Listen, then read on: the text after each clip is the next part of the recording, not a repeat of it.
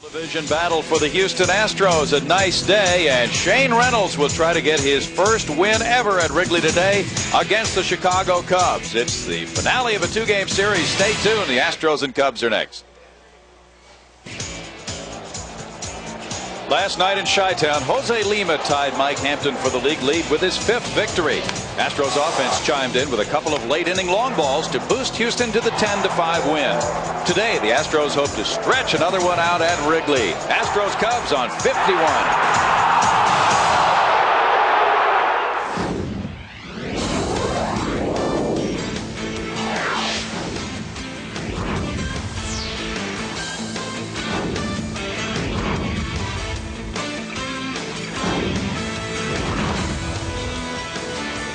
Live from Wrigley Field in Chicago, KNWS and the Houston Astros bring you Major League Baseball. Today, the Central Division champions take on the Chicago Cubs in the finale of a two-game series.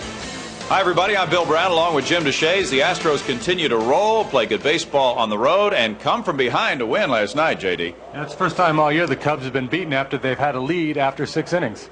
Jose Lima was all smiles on the bus today, and he should be, really, even though he gave up a couple of long balls. He went 6 innings, and sometimes for a starting pitcher with a good attack behind him, that's enough, Jim. Yeah, that's the key. You pitch deep enough into the game, hold the other club at bay somewhat. Lima did that last night, and with our offense, pitcher's going to win a lot of games if he does that. And we'll show you some of that offense on the highlights of the ballgame, which proved to be a 10-5 win for Houston. But it was a hard-earned win last night as the Astros fell behind. Lima had the strikeouts going. He had 7 in the ballgame. Sammy Sosa later got a hit to have a 12-game hitting streak, but Lima got him there. Carl Everett supported defensively in center field. A good catch in the 3rd inning on Blauser. The Astros trailed 3-1 at the time. Now here was a key play.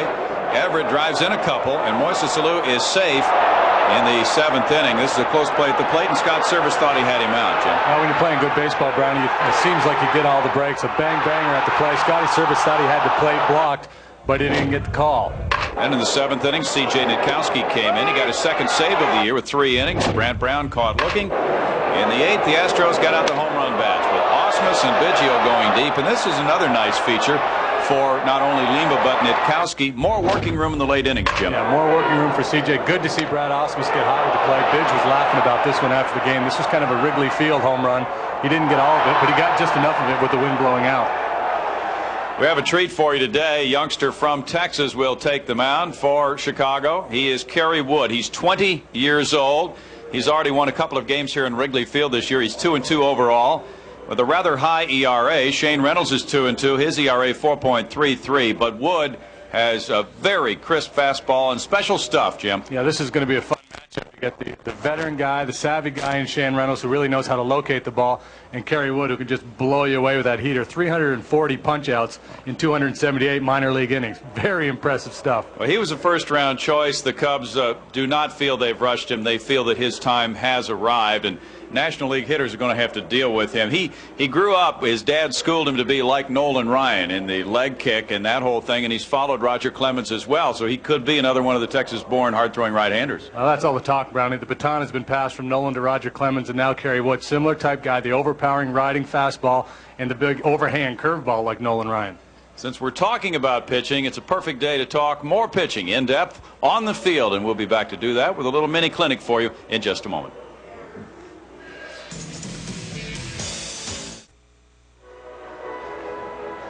Here at Wrigley Field, it's game 2 of a 2-game series between the Astros and the Chicago Cubs on a nice day. It's always a beautiful day, it seems, for hitting in Wrigley Field, but Jim Deshaies, pitching is still the name of the game in baseball. It's what everybody craves for a good team, and we're going to have the chance here in the next few minutes to talk about pitching and the basic philosophy of pitching. You're trying to mess up the hitter's timing. Exactly, Brownie. We talked so much over the course of the year about different pitches to the viewers, 2-seam fastball, 4-seam fastball, forkballs, changeups. We thought it'd be fun to show them what the pitches look like in terms of the grip, and then we've got some shots of some of our pitchers throwing these pitches, and we can see how the hitters react, how they're actually upsetting their timing. Very good. Let's talk about the fastball. First of all, there are two different sorts of fastballs. The two-seam fastball sinks. The four-seam doesn't sink as much. It rides, so it would not necessarily be moving upward. That would take a pitch of about probably 220 miles per hour, but still it looks like it's going up on the monitor. Yeah, it defies gravity a little bit. It doesn't go down as quick as the sinker. The four-seam fastball obviously is thrown with all four seams. You throw it across the wide part of the ball so that when it's released, you impart backspin on the ball. And that tends to fight gravity and friction a little bit, and the ball will stay on plane longer. The power pitchers use it. Nolan Ryan had a great four-seam fastball. Billy Wagner has a great four-seam fastball. You like to throw it up in the zone. You get swings and misses with it, and you also get a lot of pop-ups. The hitter obviously has to start his bat very quickly to hit this pitch. We'll see the four-seamer from Billy Wagner now. Now here it is in slow motion, that good riding fastball. You notice it doesn't have any tailing action or any movement really. It's just power pitch up in the zone. Maybe has a little hop on it. It gets by the hitter upstairs. Great pitch for a power pitcher. And most pitchers work off the fastball. They set up that pitch and then they deviate from it to mess up the hitter's timing. One derivative of the fastball is a cut fastball, and this has put Mike Hampton on the map, although he's added much more pitches along the way. But still, the cut fastball has that movement coming inside to a right-handed batter and down and in from a lefty pitcher. That's right, and sometimes it's a matter of semantics, Brownie. What one guy calls a slider, another person calls a cut fastball, somebody else may call it a slur, but they're basically the same. You're going to take a look at Mike Hampton's cut fastball in a little bit, but essentially what you do, and there's a lot of different ways to grip this ball, but it's more a function of the angle than the grip. Here I've got my four-seam fastball grip, but to throw the cutter or slider, I'm just going to rotate it about a third, so I'm cutting through about two-thirds of the ball, and that imparts a kind of a side spin that gives it that good down and in break. Which brings up a question. Sometimes you grip the ball off-center to create some movement. Sure. Like a cut fastball, you might move your hands over off the middle of the ball, and instead of turning it, you'll just throw straight through it. But because you're off-center, you're going to get that same spin that I talked about earlier by tilting the wrist. And if Mike Hampton starts that pitch inside on a right-handed batter and it comes down and in, he gets a lot of ground balls to third base. Sure he does, and he gets a lot of swings over the top of it. Here it is, because it looks like a fastball leaving his hand, and it just continues to bite down and in hard under the right-handers, and it's an effective pitch to left-handed hitters as well, breaking down and away from them. Shane Reynolds will be pitching today. We'll see the split-fingered fastball from him, and this pitch was really popularized going back to the 80s. Mike Scott and a lot of other pitchers became very successful throwing it in combination with the fastball, because the fastball would not dive and dip the way this pitch does. That's right, and again, a split finger is a power pitch because it's held narrow to the seams. Shane often throws, he calls it a split finger, but I think it's more like a forkball because he gets wide with it, and essentially it becomes a changeup. When Shane throws his forkball, he gets hitters out in front of it. So the wider you get with that grip, the slower the pitch is going to be. The tighter you get, it's going to have sinking action, but it goes harder. So Shane throws that forkball, and he gets the hitters out in front of it. Don't you have to have long fingers to throw that pitch? Well, it's best thrown, yeah, you got to have it out on your fingertips. And there's a myth about the forkball. A lot of people think it squirts through the top of the fingers, but actually you throw it with that kind of action, you pump down on it, and it comes out, and it has overspin as it approaches home plate.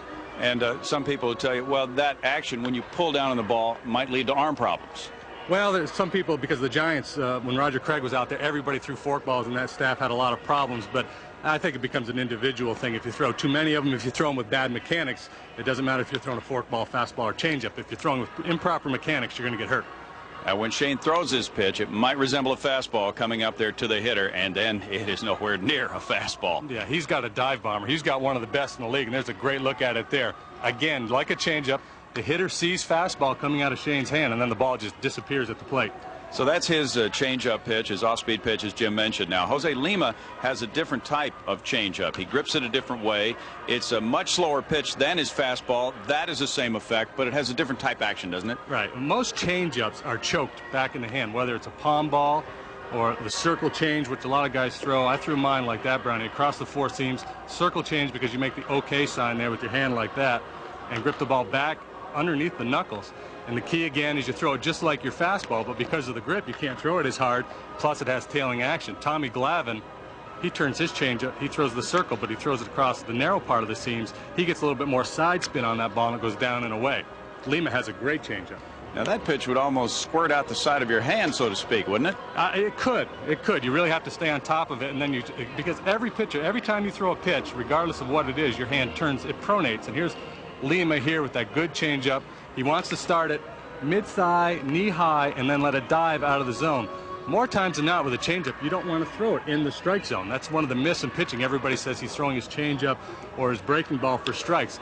0-0 in the count, sure, you want to throw your off-speed pitches to get ahead. But once you're ahead in the count, you want these pitches to finish out of the strike zone more times than not. You want them to show strike and then fade out of the zone.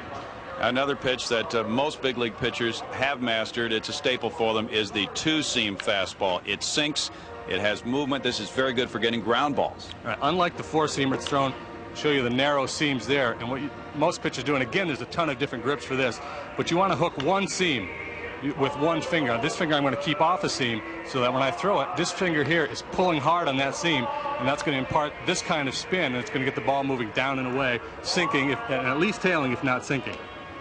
C.J. Nitkowski was able to throw an effective curveball. This is a very good weapon for a right-handed pitcher like Kerry Wood today against a right-handed batter, because he's conscious of staying in for the fastball, and then when he sees that rotation, he might pull off. Yeah, the curveball has a couple different things going for it. One, it's an off-speed pitch. It upsets the hitter's timing.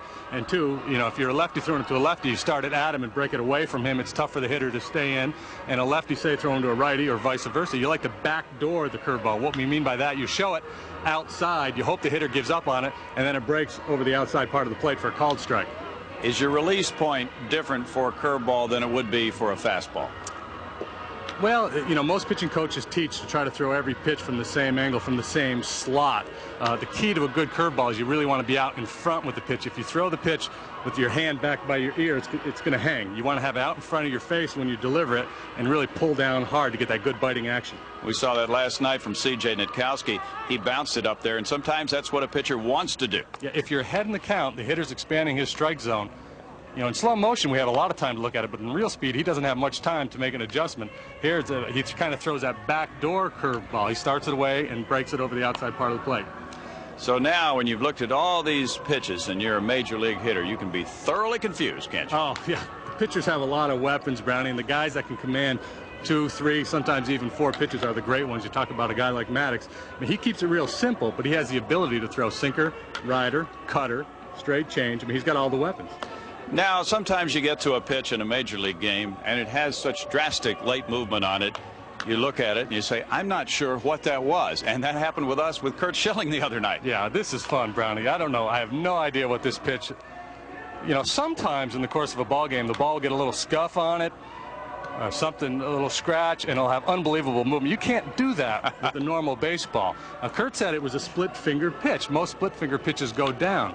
And he said it was a new ball that hadn't been rubbed up very much, and he threw it real hard and it just took off. But I have not seen that since the days of Mike Scott. I mean, that ball really took off. It's impossible to hit.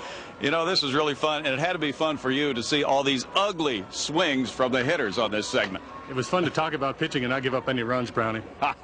With an ERA of 0, Jim Deshaies will be back as we get ready for baseball in just a moment. Coming up, the Astros and Cubs meet for the final time until August. Sammy Sosa is always a threat. Shane Reynolds is trying to get his second win of the road trip. And Houston trying to keep it going with 9 wins in the last 10 ball games. Baseball is next from Wrigley.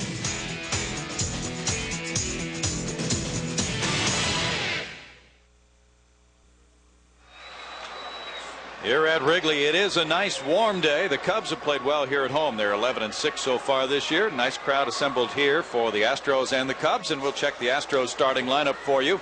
It is a quite different lineup for Larry Dierker today, and you'll see a different cleanup man and third baseman on our lineup, brought to you by Southwest Airlines. Craig Biggio is leading it off at second base. Derek Bell in right field. Jeff Bagwell at first base. Jack Howell is getting the start at third base. He is the cleanup man, followed by Moises Alou, and Alou is not in left field but in center field.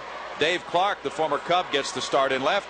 Ricky Gutierrez is the shortstop. A big night last night for him.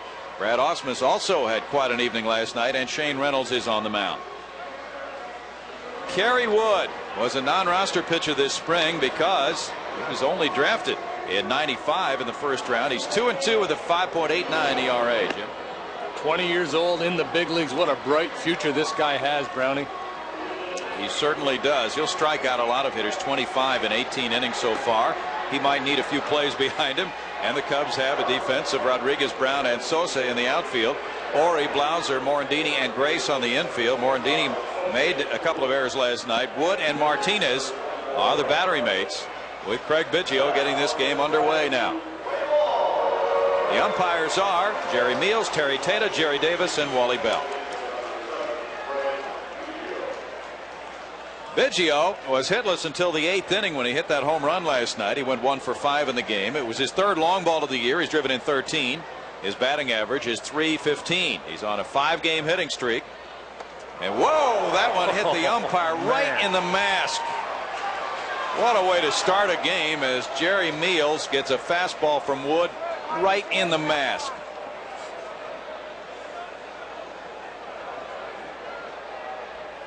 Oh, that is not going to endear Sandy Martinez to Jerry Meals. What a start.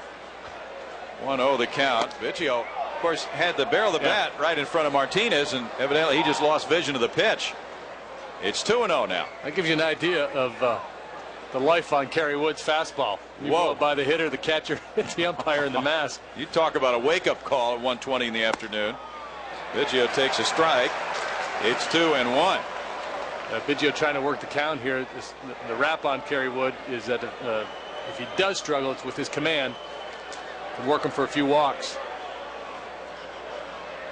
He was born in Irving, Texas. Biggio fouls it back. 2 balls and 2 strikes. Wood beat the Cardinals in his last outing 8-3 on the 30th of April with a fine game. 7 innings, 5 hits and 1 run. He walked 2 and fanned 9, squaring his record at 2-2 with that victory.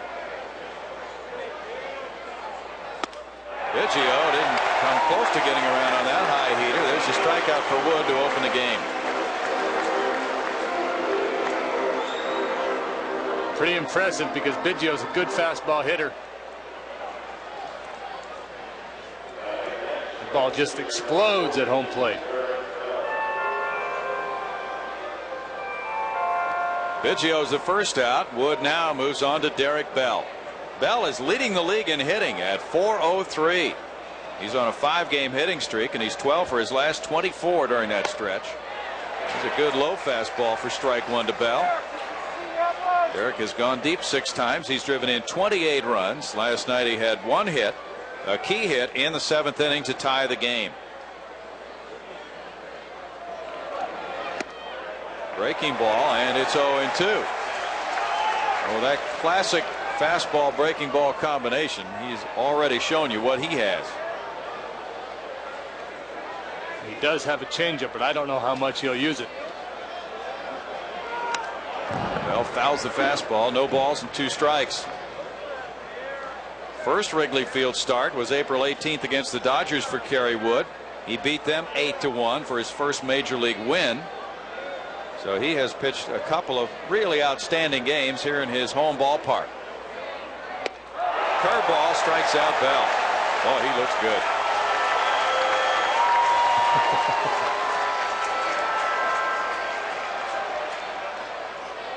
Riding fastball, now the curveball.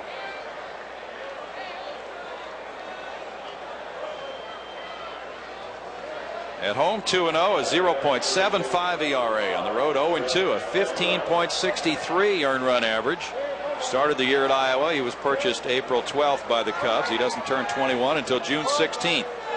Jeff Bagwell takes a strike. Sandy Martinez down in the splits to give that low target for Kerry Wood. This is only the 2nd start behind the plate for Martinez.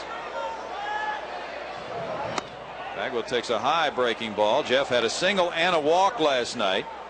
His batting average is .248 with 4 homers and 15 runs batted in. He started to move the bat on the breaking pitch. The appeal went to first. Terry Tata said no swing, 2-1. Bagwell now has gone 19 games without a homer, 66 at bats. Pretty good story about him yesterday in the Houston Chronicle. He thinks he's going to come around. Oh my goodness, it's 2-2. Look at the explosiveness of that fastball, Jim. Yeah. All gets to home plate and just jumps. It's the way people used to talk about Nolan Ryan's heater. Not fair to compare this kid to Nolan, but just in terms of his stuff, he's got... He has struck out the side. The Houston Astros must be very impressed with Texan Kerry Wood. Cubs come up 0-0.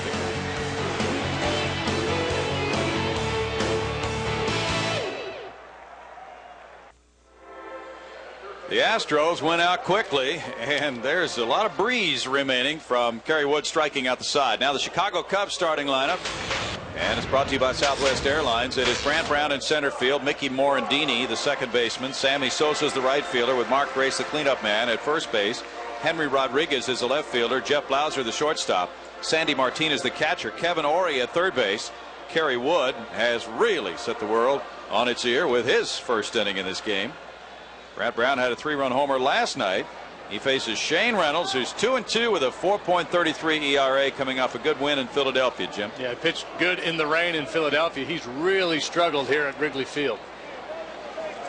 0-1 with an 8.27 career ERA. He has 14 walks and 32 strikeouts in 43 2/3 innings. The 56 hits allowed, ranking him second in the league to his teammate Mike Hampton, who's allowed 58. The Astros have Clark, Alou, Bell in the outfield, Hal Gutierrez, Biggio, Bagwell, Reynolds, and Ausmus on the infield. Brant Brown gets it going for Chicago.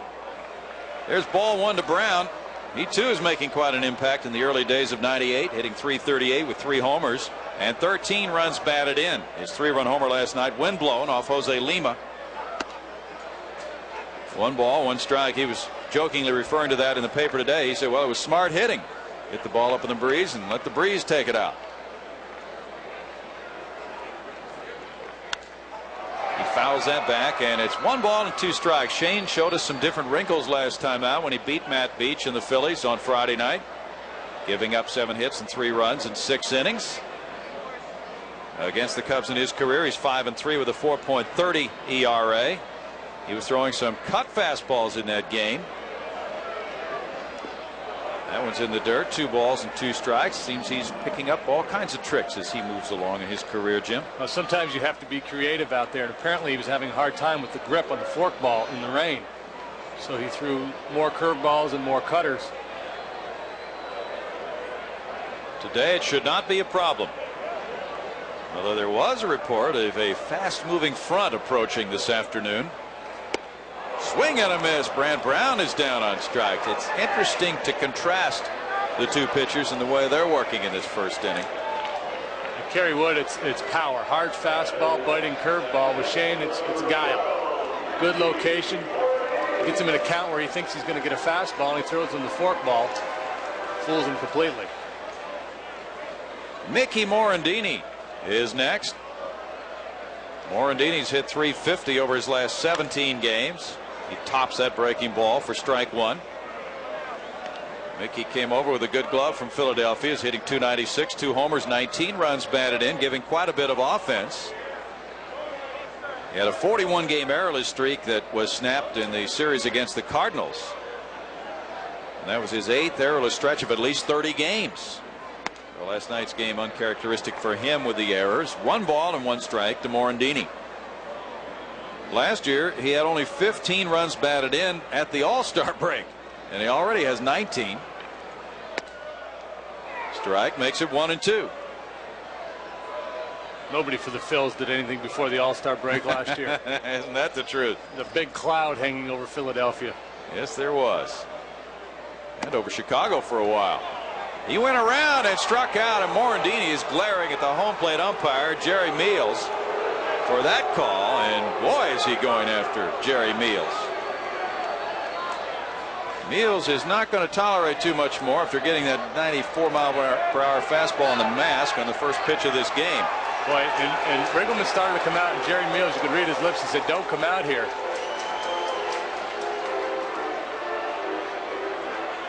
Well, apparently Riggleman is smoothing over whatever he said. Probably said, just ask for help instead of ringing him up right away. So it's a little tense here. We've had nothing but strikeouts in this game. 5 of them so far. The hitters are on edge. Sammy Sosa on a 12-game hitting streak.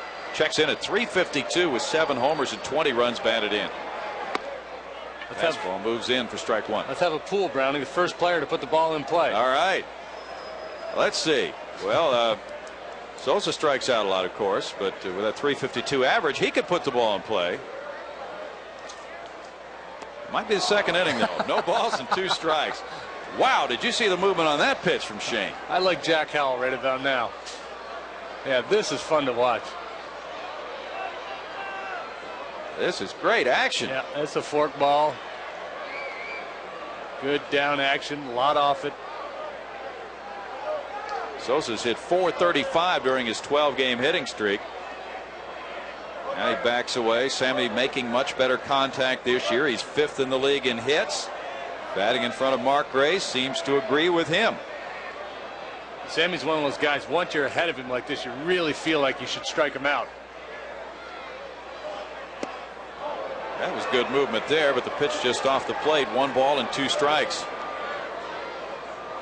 I think it would be worth a shot way upstairs, about letter high or above it, or bounce the forkball in the dirt. In the past, he has been prone to chasing those high heaters with 2 strikes in the count. Whoa, he looked bad. And Shane follows suit. So he, like Kerry Wood, strikes out the side, and it's 0-0 after 1.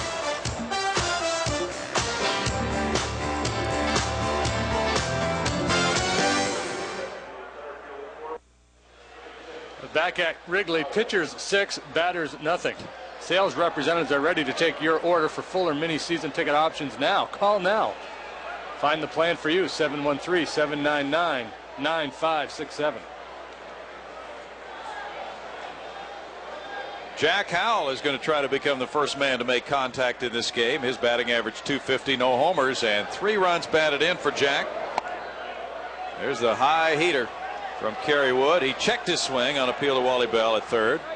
And there's ball 1 to Jack Howell. Jack getting the 2nd start of the year for him at 3rd base. Those are the numbers for him. For not very many at bats this year. He fouls it back. 1 ball and 1 strike. Jack has had 16 at bats with 4 hits. He's done well pinch hitting. 3 for 10, 3 runs batted in.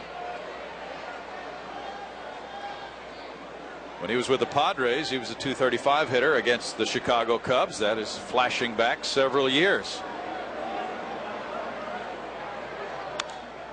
Fouls back the good low heat, and it's 1 ball and 2 strikes. Howell to be followed by Alou and Clark. Jack Howell likes to get the head out of the bat. He can pull just about anybody's fastball, but that gives you an indication of how hard Kerry Wood throws. Jack's been behind him. That young lady made a play up there. So there's an early souvenir. Woo.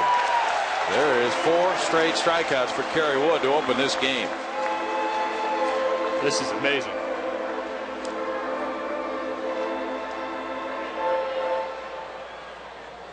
He's just reaching back and letting it fly.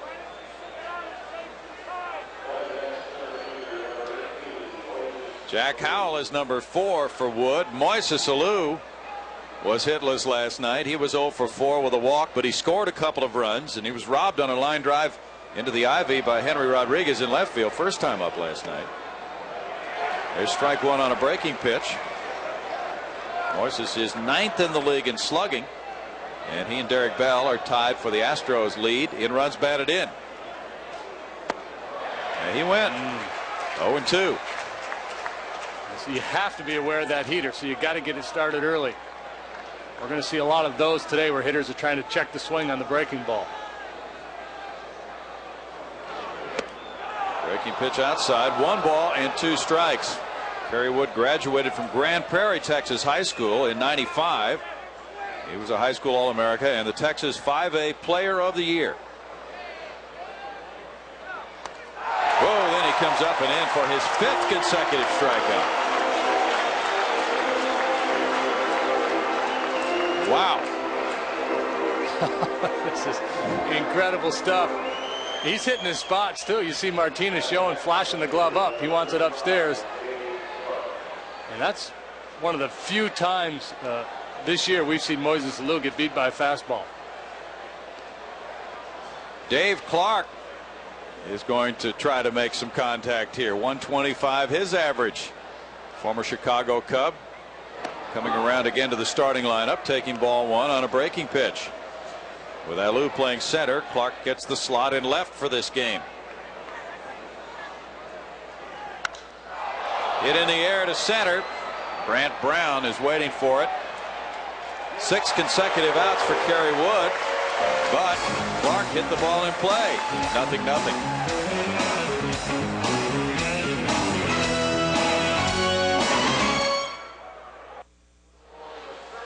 Well, we're looking at the flags out there. There's a banner, Go Cubs, Purdue. It's a 0-0 game. Wind doesn't seem to be doing much right now. Last night it was blowing out. Well, it's a TV class of '98 at Purdue. They're playing hooky today. I took that course in college.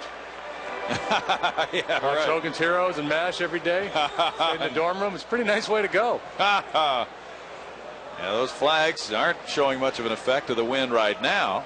But there's a breeze around home plate. Kerry Wood is fan 5. Shane Reynolds struck out the first 3 to face him. Now Mark Grace faces him. .316 his average. No homers and 14 runs batted in. He's on a 9-game hitting streak, hitting .400 during that stretch. Ground ball to third. Back. Oh, it's by Jack Howell into left field. He tried to backhand it. Now Grace is going to second. Here's Clark's throw to Biggio. He throws it away. It gets by Bagwell. And Grace will wind up on third base.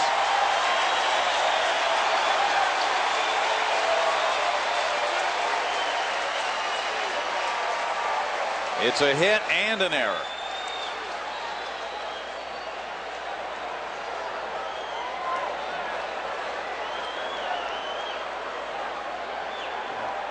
Once Jack started backpedaling on that ball, you could see he was in trouble. Heads up base running by Mark Grace. He's not very fleet of foot, but he's a smart base runner.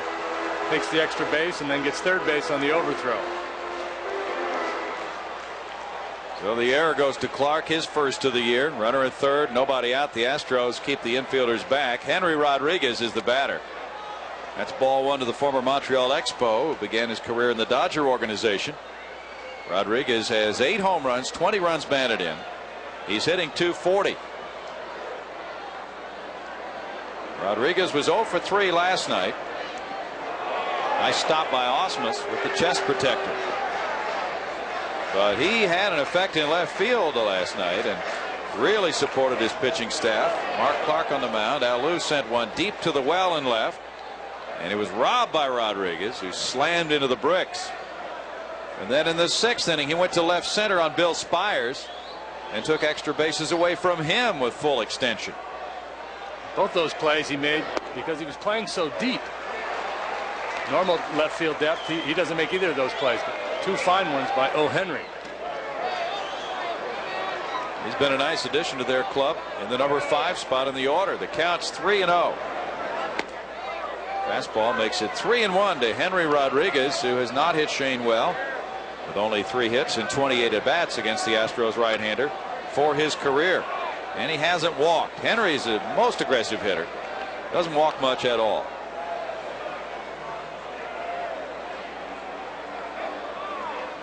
This year it's been different. He taps it foul. He's walked 20 times already and struck out on 26 occasions.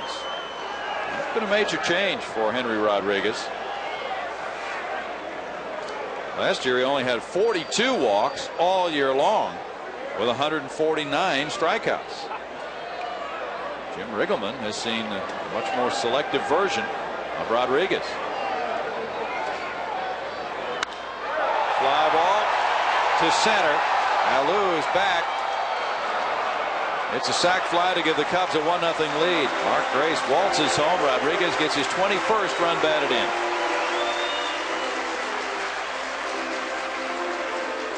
The way Wood is pitching, 1 run could seem like about 10. I was talking to Steve Stone between innings, and he said, don't look for Kerry Wood to slow down any in the late innings. He said, if anything, he might pick up a little steam. Well, the challenge is on for the Astros. Jeff Blauser bats next. Blauser was 1 for 4 last night. Ball 1 on a breaking pitch to him. He's hitting .235 with 1 home run and 7 runs batted in.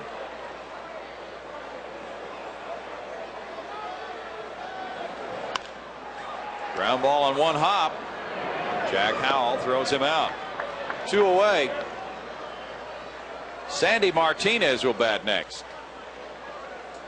Scott Service did the catching last night. Martinez and Tyler Houston, the other catchers on the Cubs. Martinez is 25 years old. He came from Toronto in a trade for Trevor Schaefer over the winter.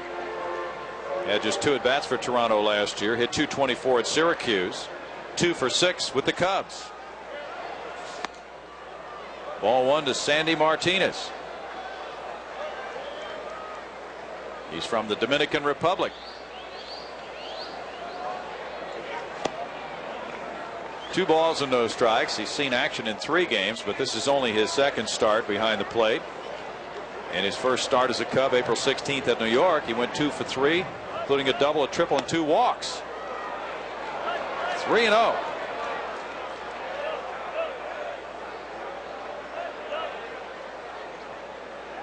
First reached the majors in '95. He hit his first major league homer off Roger Clemens. That's ball 4 to Martinez. We talked about Clemens in reference to Kerry Wood and also Nolan Ryan. Boy, what we're seeing today indicates that the Kerry Wood era has begun, Jim. Yeah, you know, it's really not fair to the kid to compare him to those guys because of all that they accomplished, but you certainly can compare the stuff. Kevin Ory has sat out a few games so he could work on his stroke. He's been in a long slump. He's hitting only 185. That's strike 1 to Ory, who has 1 home run and 11 runs batted in. Rookie third baseman who had a good year last year, and the Cubs think that he'll add power as his career progresses. He only has 4 hits in his last 46 at bats. 1-1 to count to Ory. He had a good first 4 games, going 7 for 16. Billy Williams was talking about Ory around the batting cage last night, and he talked about an experience he had when he was a rookie, 1961, and benefited from sitting out 2 weeks. 1-2. Williams had a tremendous year for the Houston Buffs in 1960, and his rookie season with the Cubs was 61. There was a left fielder named Bob Wills who stepped in when he wasn't hitting well in the early portion of the season, and Williams watched Wills play for a couple weeks. After that, he was fine. He took over the job. Wills had a little bit of a neck problem, which gave Billy an entree to get back into the lineup, and he took it from there and went to the Hall of Fame. 2-2 to Ory. Yeah, they've sat Ory down a couple days. Sometimes it takes pressure off the guy, get him out of the lineup, let him relax. They're hitting him down in the order here today. Shane strikes him out. That's number 4, and he did a good job of pitching around a hit and an error. But it's 1 run on that 1 hit, 1 error, and a man left. After 2, Cubs lead it 1-0. Beautiful Wrigley Field in Chicago, the site of this day game. The Astros and the Cubs finishing up a very brief series. Homestand will continue with 4 more games for the Cubs against the San Francisco Giants. They're talking about taxing those establishments on the rooftops across the street because they sell those seats for $75 up there, and that includes some refreshments. And they're building even more. Now Ricky Gutierrez fouls it away. Strike 1 as the Cubs lead it 1-0. 3rd inning just underway. Cubs got an unearned run with the help of the error by Dave Clark. Gutierrez has been sizzling. 352 his average, no homers and 9 runs batted in. He had 2 hits last night, 2 runs batted in. That fastball just kept moving, and it's 0-2 with a lot of that riding action on it from Kerry Wood. He is a challenge for any hitter right now. 1 ball and 2 strikes. It's a challenge for the catcher right now to hold this guy. He is, isn't he? A fastball, it's kind of like a frisbee or a golf ball when it's hit on a line and gets that extra jump. Yeah. And Ricky managed to foul off that pitch. Oh, and you've got that combination of the riding fastball like Wood has, and then the sharp breaking downward curveball. Sometimes fouling off a pitch can be pretty good for a hitter. That was impressive right there that Ricky got to that ball. Now ground ball and off the glove of Ory into left field. Gutierrez found that curveball much more to his liking. It was up a little bit, and he becomes the first Houston base runner and only the second to make contact. Yeah, this one hangs, stays inside. I'm going to rule it a hit. I'm not sure he got his glove on it on that replay. It didn't appear that he did. At first I thought he had. Yeah, I thought he did. I'm surprised it's not an error. All right. Especially in this ballpark with this kid pitching. You're right, and the ball was slowly hit just to Ory's left. Brad Ausmus on a 5-game hitting streak had hits his last 2 times up last night. Single and a homer. He stole a base. is strike one to him. Here's how he went deep for the second time this year to give the Astros working room in the 8th inning on a 3-1 count. Got a fastball to his liking and hammered it. Maury Telemaco served it up. Ausmus taking the tour. He fouls this one away, and it's 0-2 to Brad, whose batting average has been on the rise. It's still low, 161. But he came up 18 points last night alone, going 2 for 3 with a walk. Mark Grace said of Kerry Wood, he couldn't think of anybody in his years here, and he's had 10, who came up with his talents and build-up.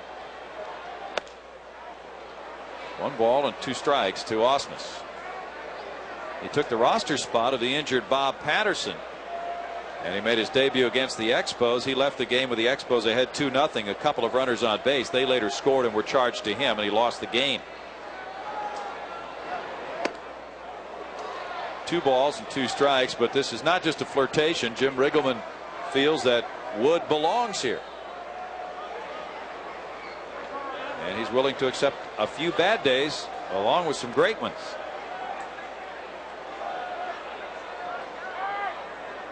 Actually, the number 5 spot in the rotation was filled by Terry Mulholland for 1 start, and it was a good start for Mulholland. But then Wood arrived, and Mulholland's been in the bullpen ever since. Ausmus fouled away, and it's still 2 balls, 2 strikes. So they're probably kidding Mulholland out in that bullpen about that old Wally Pipp line, yeah. Jim. Yeah, because I don't think you're going to be able to take the ball away from this kid for many years as long as he stays healthy. Well, the pitching coach Phil Regan said Wood has got the kind of stuff that when he gets here, he's going to stay here. 3 balls and 2 strikes to Ausmus. Weren't they trying to tinker with him a little bit in AAA, and Phil Regan said, no, let's get him to the big leagues so we can keep an eye on him? Yes, sir. That's what he said. Now we'll see if the runner goes. Gutierrez on 3-2. He doesn't. Ausmus strikes out, throw behind the runner to first base. 6 strikeouts already for Wood. There's been 1 steal and 2 tries with Wood on the mound. It certainly is something that an opposing manager would think about with all this strikeout stuff he has. Yeah, it's a tough situation because you know you're not going to string a bunch of hits together against him, so you're thinking about the stolen base. But he gets to buy the hitter so often, and the catcher Martinez has a real good arm, so it's a tough call. Bunted by Shane Reynolds toward the first baseman Mark Grace. Shane gets the sacrifice, his 3rd of the year, to move Gutierrez to second. 2 outs. You notice the number Kerry Wood is wearing?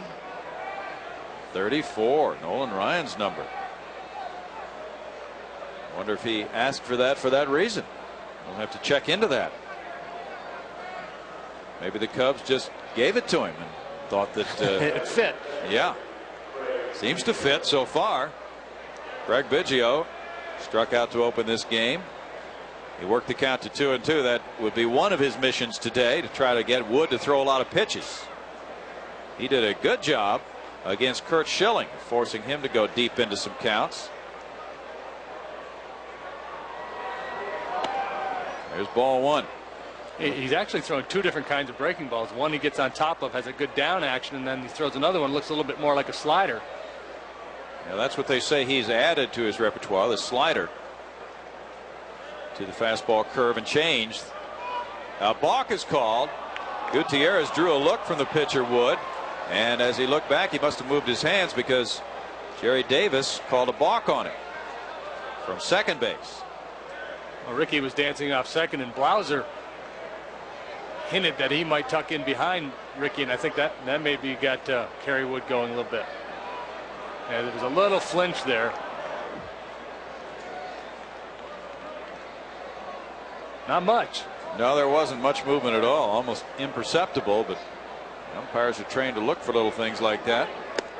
Biggio takes a breaking pitch. It's 1-1. Well, any base you could get off a guy throwing as well as Wood is appreciated. If he bounces a curveball, Gutierrez could score on that. Biggio to shortstop. Blauser to retire the Astros in the third with no runs a hit and the runner stranded at third. It's 1-0 Cubs.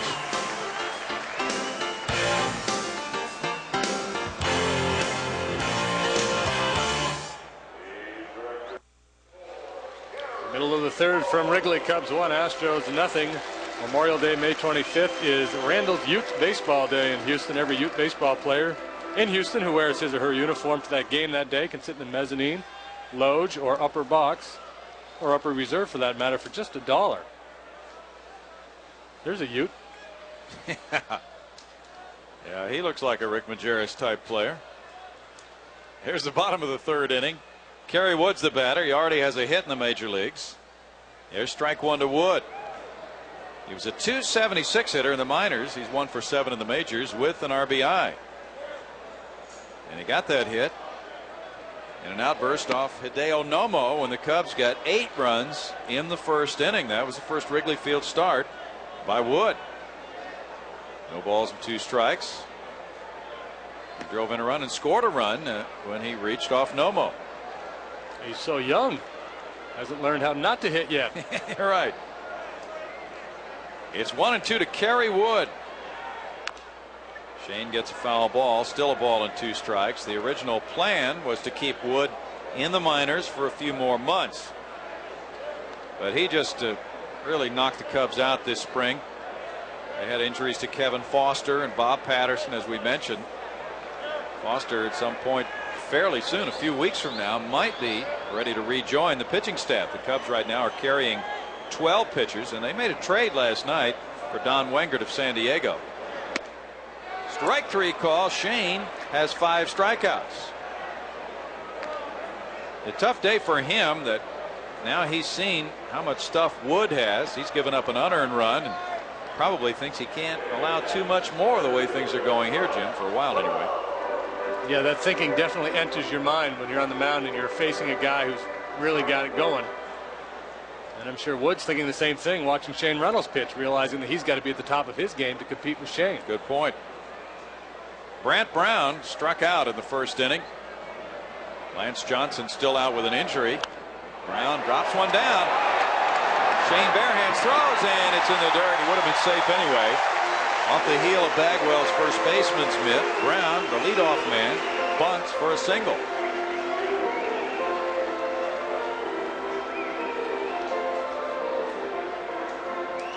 Boy, nicely done. He had a good pitch too. Fastball moving away from him. Even a good throw doesn't get him. You know, Brown continues to show that he can do little things like that. The Cubs may be forced to try to spot him a little bit more when Lance Johnson comes back, or trade him, one of the two. Mickey Morandini was caught looking in the first inning on a hotly contested strike 3. Now he's trying to lay one down, and there's strike 1 to Morandini. Morandini very good generally at doing those little things to move base runners and make contact, but that did not work for him in the first inning.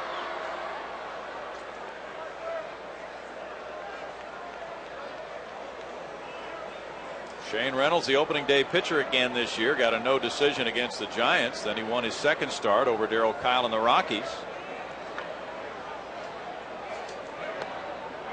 That pitch a ball, 1-1. He lost the next 2 starts to the Dodgers and Reds, then got 2 no decisions before cracking the win column again Friday night in Philadelphia.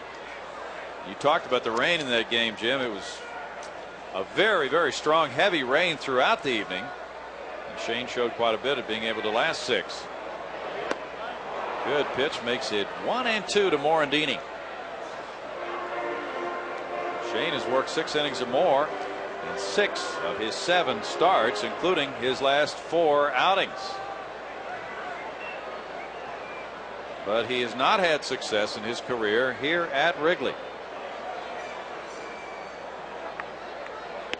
He throws to first, chasing Brown back. Shane had 1 start here in '97. That was a game that went 15 innings. He didn't get a decision. He was just back from the disabled list. Gave up 4 runs in 3 1/3 innings against Frank Castillo. He lost a 6-0 game here in '96 to Steve Traxel's 1-hitter. In that one, he allowed 5 runs in 5 innings. Back In '95, he got a no decision. The Astros won that one 9-8, but he allowed 6 earned runs in 5 1/3. So for his career, the numbers are pretty ugly for Shane in this ballpark. He strikes out Morandini. That is 6 strikeouts now for both pitchers, and we're in the 3rd inning. Well, they call it the Windy City. It's like the forkball. We talk so much about setting hitters up and getting them in counts where they anticipate fastball, but Shane's forkball is so good. Even when hitters are conscious of it, aware of it, even looking for it, he can still beat them with it. Because even though they're thinking forkball, when they see it come out of his hand, it looks like a fastball. Sammy Sosa looks at ball 1. He struck out in the 1st inning. Across the lake in Milwaukee, it's San Diego 1, Milwaukee nothing. Bottom of the 8th inning. Kevin Brown against Scott Carl, and a dandy there. Now Danny Maselli in for San Diego, and Bob Wickman has entered the game in the 8th inning for the Brewers. Brown back at first. Brown has 2 steals in 2 tries. The Astros are off tomorrow. Friday night, it's Mike Hampton, 5-0 against Jeff Juden, 4-1 in Milwaukee. We're on the air at 7 o'clock on KNWS Friday night with that fine matchup. Sosa takes. It's ball 2, 2-0. Saturday, also a 7 o'clock airtime. The Astros have not yet named their starting pitcher. It'll be Cal Eldred for the Brewers. He's 1-0 with a low ERA. And we don't have the Sunday pairings yet. Jose Mercedes just went on the disabled list for Milwaukee. And that would have been his turn to pitch on Sunday. Strike call. It's 2-1 to Sosa. Well, that Brewer starting staff has really caved the last 2 nights, Jim. Yeah, they're at the top of the league in pitching. The last couple of nights, Padres clobbered them. 13 runs and 11 runs without Caminetti. Well, Mercedes went on the DL after his start. Apparently he was out there pitching while hurt. Yeah, rotator cuff problems. Tossed to first base. Atlanta has a shutout going against the Dodgers. 6-0 top of the 7th for Greg Maddux. And Philadelphia is getting a shutout from Matt Beach over Colorado. 4-0 in the 4th. Broken bat into center field. Biggio out. Can't make the catch. Grant Brown comes to third base on the broken bat single, giving Sosa a career high 13 game hitting streak.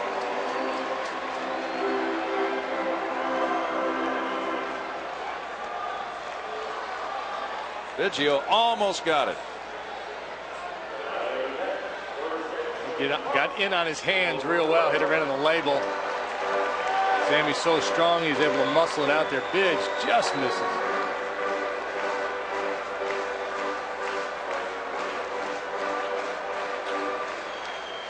Just wondering why Brant Brown paused there. There were 2 outs.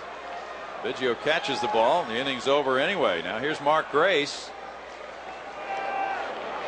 Grace, as Sosa draws the throw, got on in the 2nd inning on an infield hit, and then he continued on to third on a throwing error by Dave Clark and scored on the Rodriguez sac fly. Now it's Brown at third, Sosa at first.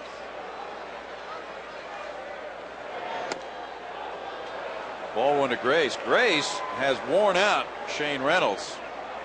1 more hit in this game off Shane. At the beginning of this game, he was a .391 career hitter against him with a homer and 6 runs batted in. The guys with the real quick hands who can stay back and not commit won't get fooled by the forkball as often as the other hitters.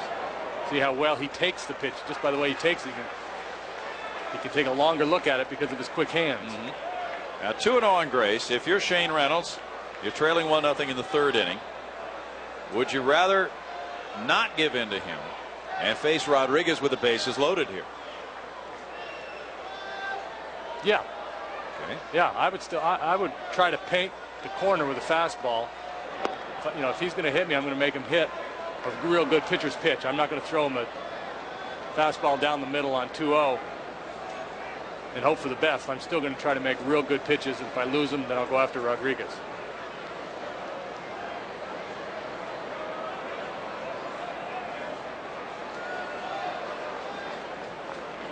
throw to first. Sosa back. Sosa is a good base stealer. He has 8 steals in a dozen tries. He's fast. He doesn't always steal when the Cubs want him to, but he'll wind up with 30 in a good season or more. He's their first ever 30-30 guy. 30 home runs, 30 stolen bases.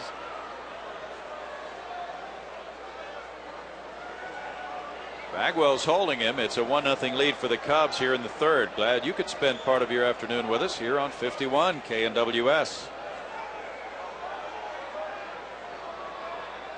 In the dirt, nice stop by Ausmus. It's 3-0 now.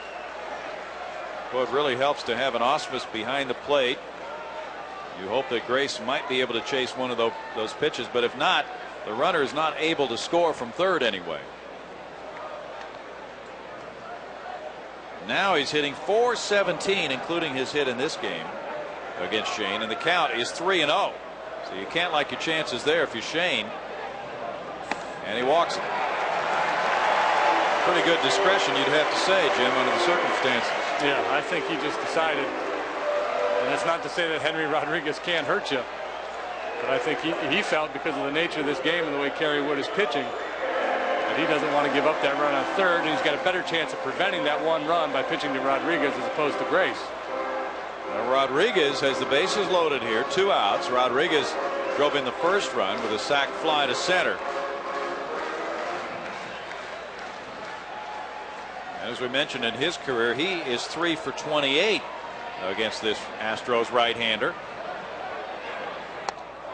He chases, and there's strike one. Everything you do in baseball has a risk involved, and the risk here, obviously, in pitching Grace, walking Grace, is that you're susceptible to the big inning now if you make a mistake and Henry takes you deep or gets an extra base hit. 250 with the bases loaded, not particularly spectacular at all. But he does have a lot of power. 1 ball, 1 strike. Hit 7 home runs in the Cubs' first 18 games this year. Well, he had quite an O. Henry return to Montreal. He had a 5 for 5 day with 3 RBIs in that ball game. He's late on the fastball, and it's 1-2 to Rodriguez.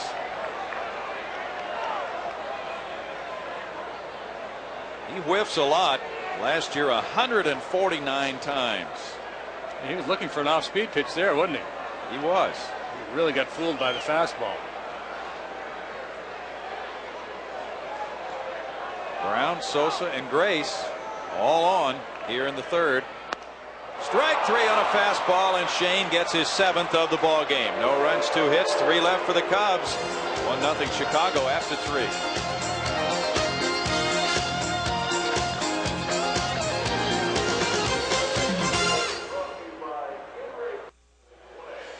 One nothing ball game with the Cubs in the lead on an unearned run they got in the second inning with Henry Rodriguez hitting a fly ball to center.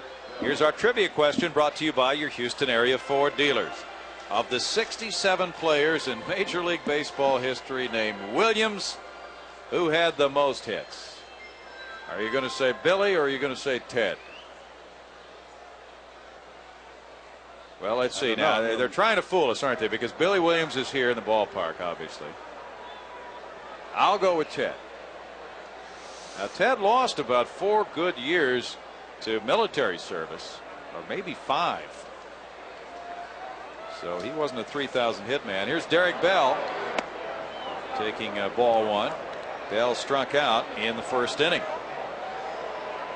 You like Billy for that? I don't know. Yeah, I think Billy may be the answer. The more I think about it, but I've already gone with Ted, so I'm staying with it. 1 ball and 1 strike to Bell. Now, if you go with Billy, then one of us will be right. Oh, I see what you're trying to split the vote. So we can claim it as a team. So it's teamwork. A Booth victory if one of us gets it right. That's right. It's a blanket Booth victory. Bell lifts a foul out of play. But you don't have to if you don't want. I'm trying to think of some obscure Williams. Oh, okay. 1 ball and 2 strikes. There can't be any other option. All right, you took Ted. All right. All right, so I'll say Billy. Okay, we'll see who's right. I think you're right. I think you're right. No, there's no way we're going to go down on this. 1-2 to Derek Bell. Breaking pitch outside. 2 balls and 2 strikes. We understand that Wood has not been necessarily on a strict pitch count of 100, but that's about the amount of pitches he's thrown in his previous Cubs starts this year. Bell puts one in the air to right field. Sosa over near the line. There's 1 out for Wood. He's given up just the single to Gutierrez. All right, here is our answer. Much anticipated. Billy Williams, 2,711. He had 57 more than Ted Williams. That's a good question Jim Summers came up with. That is a great question. There is the number of Billy Williams, number 26. He is the dugout coach of the Cubs. Jeff Bagwell was caught looking first time. Fouls back the fastball. Strike 1. And another great question would be, who's third place on the all-time Williams hit list? Yeah, that would be a great one, wouldn't it? Since we are racking our brains trying to come up with other Williamses who had 2,000 hits or more. You could have your all Williams team. Do you realize that? William the first. And now you're going to ruin your day off filling out that ball club. 1 ball, 1 strike. Whoa, Kerry Wood with that fastball up and into Bagwell. And that is a weapon, isn't it? Sure is. You saw Sandy Martinez drop his elbow down to show Kerry Wood. You got to make sure you stay on top. Gets that elbow drop down a little bit, that ball take off and run on him. Bagwell takes. It's ball 3. He had a bit of a problem when he hit Raul Mondesi of the Dodgers. Mondesi thought that Wood was throwing at him. He had thrown one under the chin of Eric Young earlier in that game. Bagwell takes a curve. It's 3-2. But when you're as wild as Wood has been and have the explosive stuff, that is going to happen every now and then. How about that? A 3-1 slider to Bagwell. Yeah. And another one. Strike 3. 7 strikeouts. No argument from Jeff. And that's one of those tip your hat strikeouts. You have to be thinking fastball. This kid's 20 years old. He's been in the big leagues for all of 4 starts. He's not supposed to be able to do that to you. Drop a 3-2 slider on you for called strike 3. Can't be looking for it. No way. No. Jack Howell whiffed in the 2nd inning on a 1-2 count. 2 outs now in the 4th.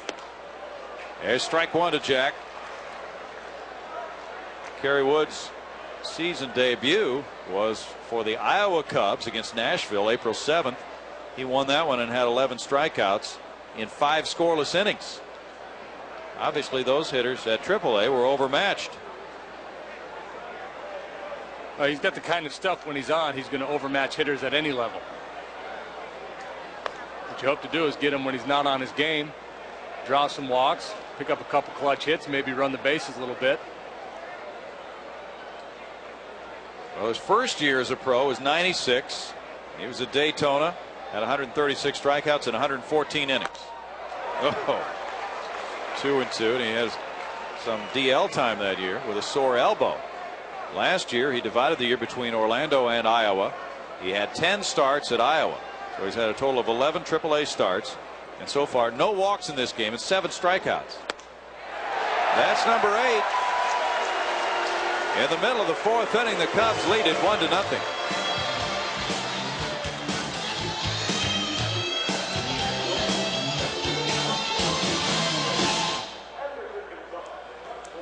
Cubs lead it 1-0 here at Wrigley Field in Chicago. And yeah, somebody's wearing shorts today. Cubs got an unearned run.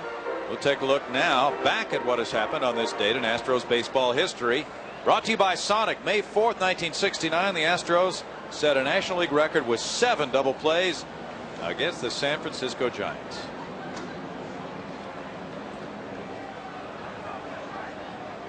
In the 4th inning here, it's Jeff Blauser. Blauser grounded out in the 2nd. Ground ball to Jack Howell at third base for Jeff Blauser. That one almost hit him from Shane Reynolds, ball 1. You know who the first baseman was that day for the Astros when they turned those 7 double plays? Bob Watson? Kurt Blefary. Pitch was outside. 2 balls and no strikes. He didn't play very long for Houston. He came from Baltimore in the Mike Cuellar deal, which was a disastrous deal for the Houston club. That's by Jack Howell up the left field line for extra bases. Dave Clark has to chase it down into the Cub bullpen area. An easy double for Blauser, his 4th of the year.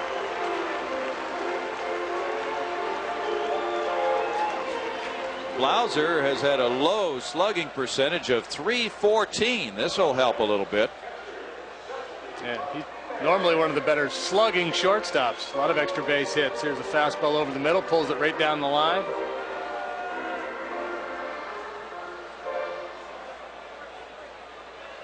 The Cubs leading 1-0, get their first hitter of the 4th inning to second base. Sandy Martinez follows. Martinez walked on 4 pitches in the second.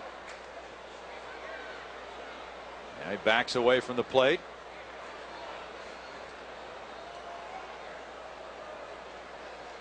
How did you know that Kurt Bluffery was the first baseman? Just happened to remember that from the fact that there were 7 double plays, and that was a major league record. He was involved, I think, in just about every one of them, Jim.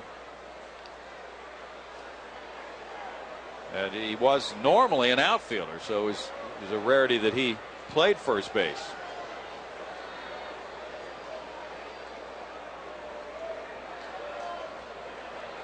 Sandy Martinez had 422 major league at bats prior to this year.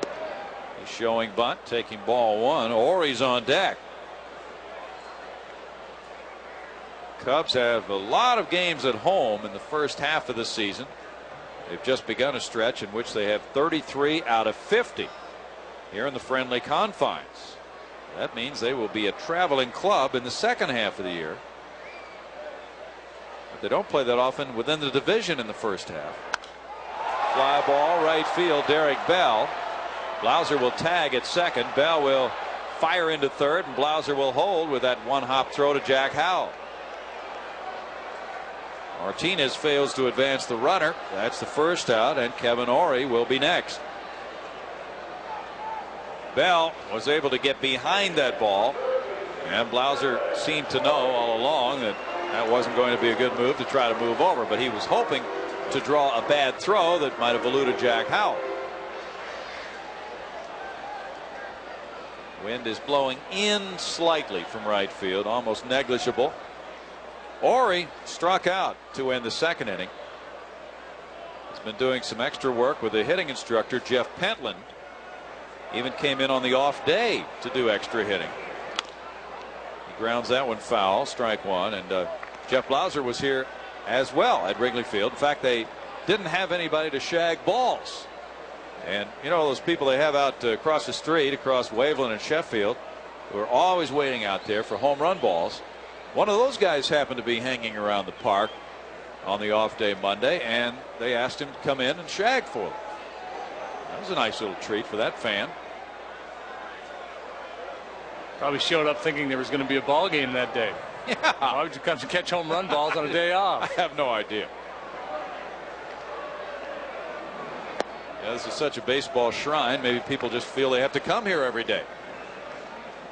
1 ball and 1 strike to Ori. Kind of like you guys did. You and Dirk went up to the Field of Dreams. We did. 2 years back in Iowa. Unfortunately, we picked a time in May when the corn was not yet growing, so we did not recommend that. You have to have corn.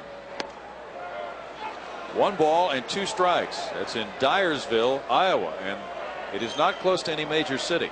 So when planning a trip to Dyersville, make sure it's in June or later. Otherwise, you will be out in the middle of a non-fertile cornfield looking at a baseball diamond. So what do they have there?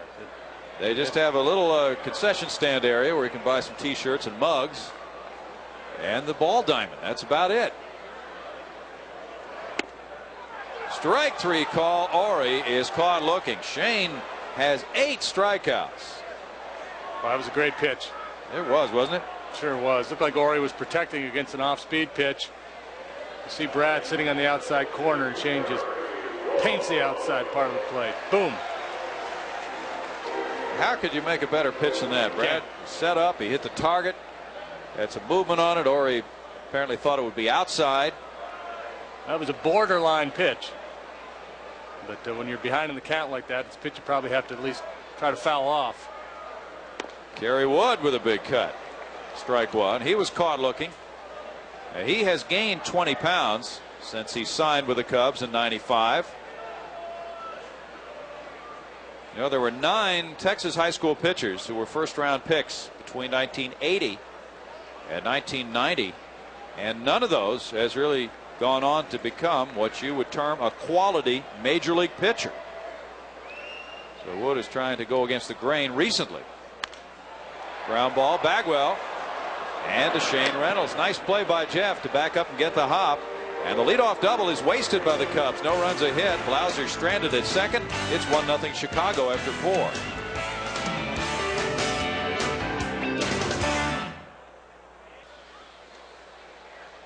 Top of the 5th upcoming. Cubs 1, Astros no score. Every Thursday night home game this year is a half price Thursday at the Dome. Groups of 24 or more can book an outing, sit in the mezzanine, loge, or upper box areas at half price.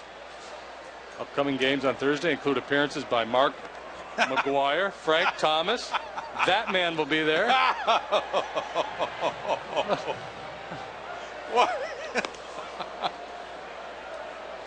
What is that contraption? He's out of control. That's great, isn't it? Mark McGuire and Frank Thomas are both going to be in on Thursday nights.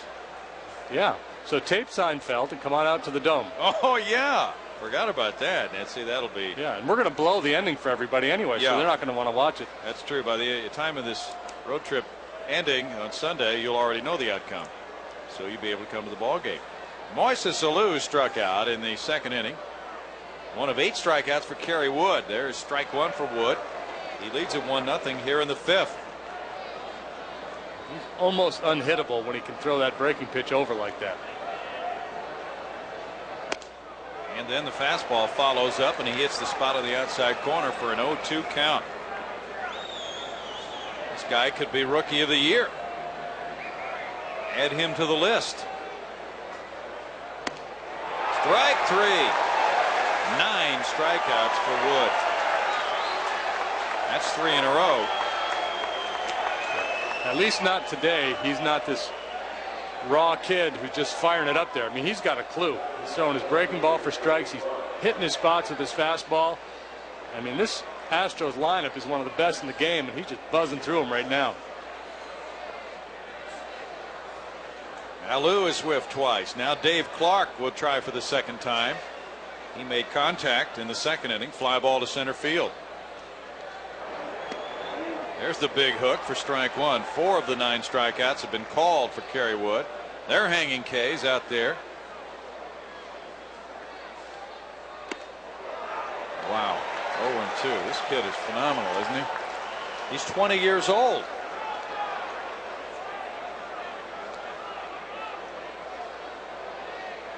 I was 20. I was in college, Brownie. Yeah. Trying to scrape up money to get a pizza.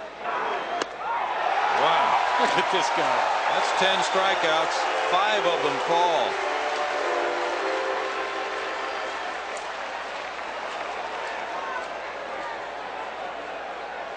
Wasting no time. This is back-to-back-to-back curveballs. No chance. Ricky Gutierrez has the only hit, and he got that hit off a curveball in the 3rd inning. Fastball foul back, strike 1. Wood may be challenging him more here. No walks to go with the 10 strikeouts for Kerry Wood.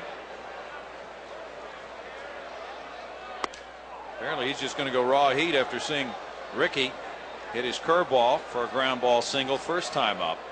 1 ball and 1 strike. And another fastball. 1-2. The 10 strikeouts is a high. Struck out 9 against the Cardinals in 7 innings in his last start. Fouls it back. Still a ball and 2 strikes. In the minors, he was 21-11. He had 340 strikeouts in 278 innings. Averaging 11 per 9 innings. 2 balls and 2 strikes. And opposing batters hit 179 off him in the minor leagues. He's got a nice, easy delivery. Strike 3. Struck out the side for the 2nd time today. That's 5 consecutive strikeouts. 11 for the game. 6 of them called third strikes. The Cubs lead it behind Kerry Wood, a buzzsaw. It's 1-0. There's a special buzz in the air around Wrigley Field today, with Kerry Wood having 11 strikeouts in the first 5 innings. He has set down the last 9. The only hit off him was a ground ball just to the left of the third baseman that sneaked into left field. Kerry Wood is an amazing young pitcher at age 20, the youngest in the major leagues. And now it is Brant Brown here in the home 5th inning. He bunted in the 3rd for a hit. He's 1 for 2. Shane Reynolds has a big challenge staring him in the face today to try to keep this game close. Here's strike 1 to Brown. And Shane opposed Sean Estes of the Giants on opening night. And then he went against Darryl Kyle. But today's opponent, as formidable as they come, it would appear. 1 ball, 1 strike. It's ironic. Quite often we talk about a guy who's in Shane's shoes, the #1 starter, and the top caliber opponents he will face as pitchers. Line drive hit into center field. Brant Brown, who bunted earlier, this time swings away and hangs out a rope to center. And typically in a game like this, as you see the opposing pitcher continue to dominate and it doesn't look like you're going to break through, then the pressure really starts to mount. You really do become convinced, as we see Brant pick on that, looked like a forkball that hung upstairs for him. But the pressure gets turned up a notch on Shane, because with every inning he's thinking, man, I don't know if we're going to get to this guy. I can't afford to give up another run. Morandini has struck out both times. Strike 1 to Mickey Morandini. But in reviewing Shane's start so far this year, and he lost to Ramon Martinez in L.A., Martinez pitched a fine game. Brett Tomko, young right-hander with the Reds, pitched really well, handing Shane and the Astros a 4-1 setback. And then today's opponent, another young right-hander. Overpowering game so far, 0-2. So here we talk about the Shane Reynolds. You're worried about the fact that he's going to face Ramon Martinez and Greg Maddux and the real bright lights who have been on the mound for many years in the National League, and yet it's the unforeseen, the Kerry Woods, that can come along and really open some eyes.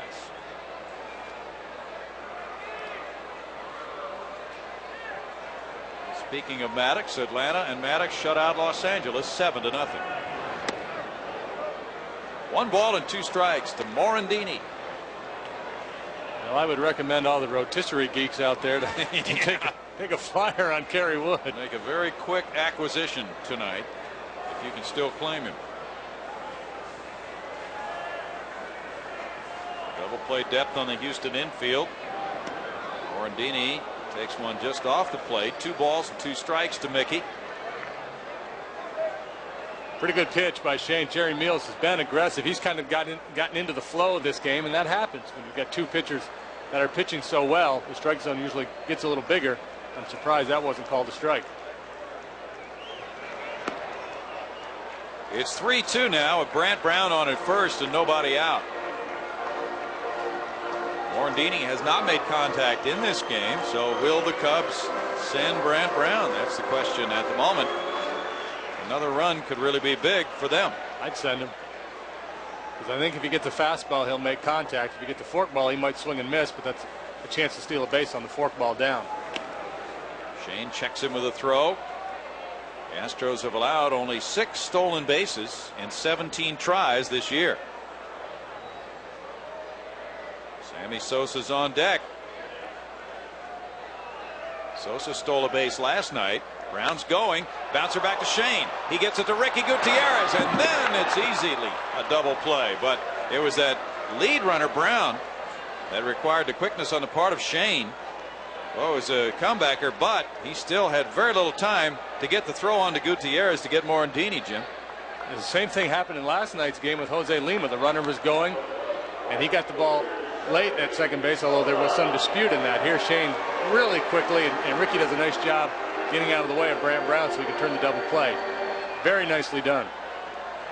Good double play, and the Astros have turned 34 now this year.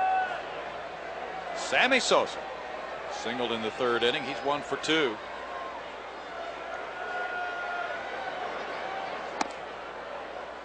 Ball 1 to Sosa, who earlier extended his hitting streak to 13 games. That's not really all that long a hitting streak for a guy who's been around the major leagues as often as Sosa has. So an indication that maybe he is a more disciplined player this year.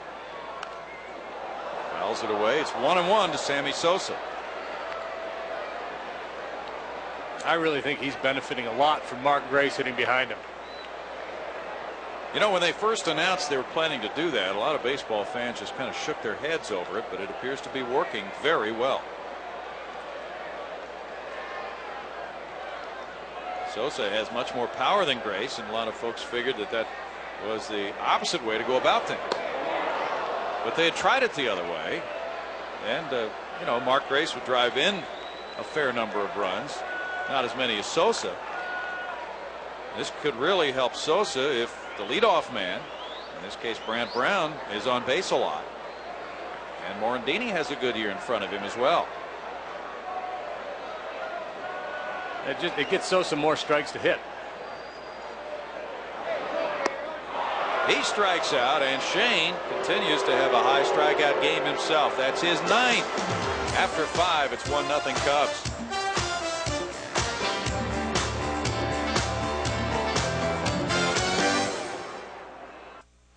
If you're just joining us, the Cubs lead at 1-0 on an unearned run in the second inning.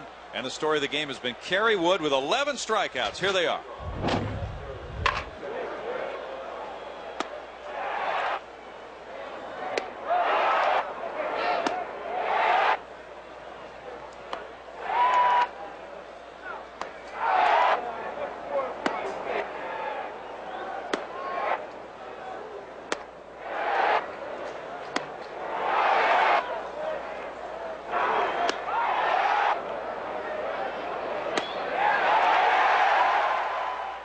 Strikeouts for Kerry Wood. Brad Ausmus is the batter. The 6th inning is underway. The count is 1-1 to Brad. He swung at the first pitch, took the second one. Brad struck out in the 3rd inning in that montage of Ks by Mr. Wood.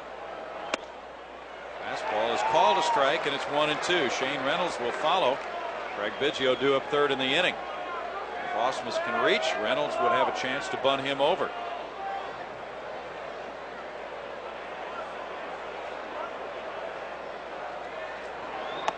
Wood throws the breaking ball outside. That's the slider, and it's 2 balls and 2 strikes. Ron Santo just poked his head in the door and said this is the most impressive Wood has been with the Cubs this year.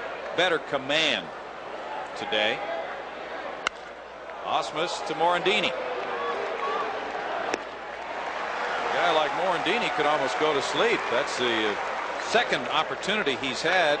The other one was just catching a throw on a bunt.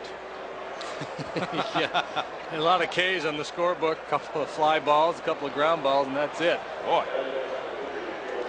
Now Shane Reynolds did a good job of getting that bunt down in the 3rd after Gutierrez got the only hit for the Astros. Ricky advanced as far as 3rd on a balk. It's strike 1. The Astros as a team very high in strikeouts. Only 2 clubs have struck out more in the National League. 0-2, but they're also 2nd in the league in drawing walks, and Wood has just been throwing so many strikes today. They haven't had a chance to work those walks and get anything going on the bases. It's another one, number 12. 9 of them, or 7 of them rather, have been called 3rd strikes.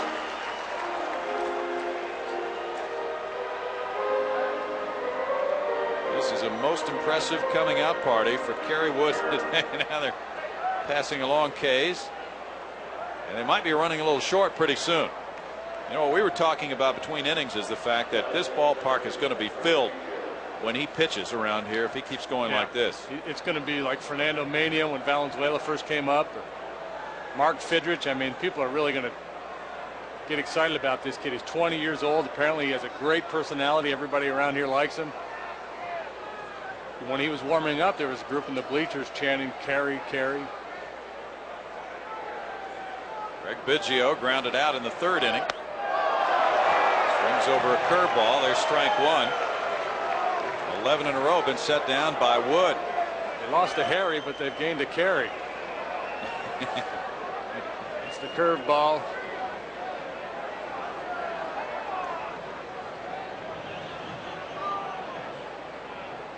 Bill Regan, his pitching coach, says he doesn't think it matters about Kerry's age as far as his major league effectiveness. 0-2. Regan was with the Dodgers when Don Sutton came up with them, and he was 21.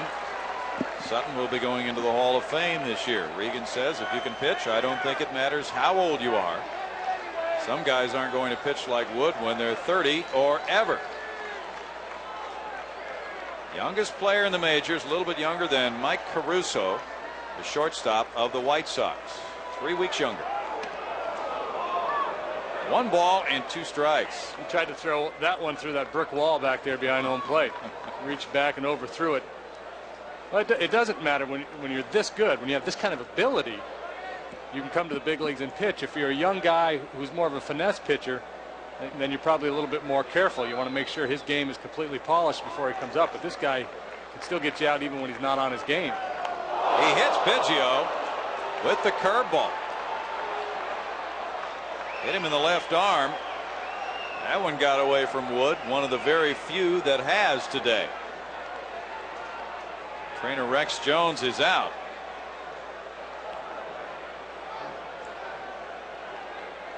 Ball just slipped out of his hand, trying to overthrow it perhaps a little bit, trying to throw a great curveball, going for the strikeout, squirted out of his hand.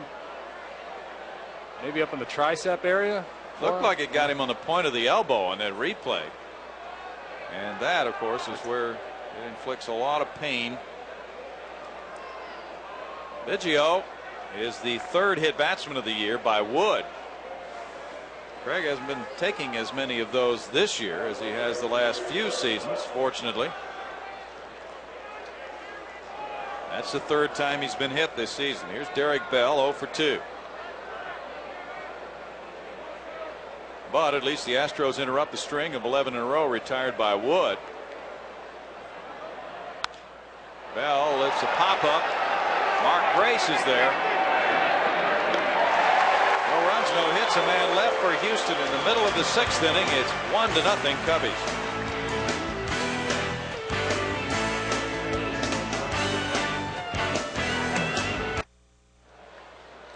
Welcome back. Bottom of the 6th. Cubs 1, Astros nothing. Great pitching duel here today. Saturday, May 23rd, the Astros play the Padres.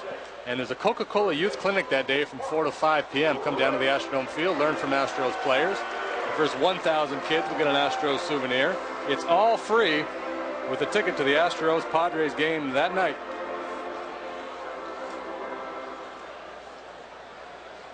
Big homestand coming up, and we hope to see you there starting Monday night with the Florida Marlins for 2, followed by the Pirates for 2, then the Braves for 4. It's getting dark out there and a little hazy over Wrigley Field as Mark Grace bats in the 6th inning. Grace has been on both times with a hit and a walk. He has scored the only run in this game.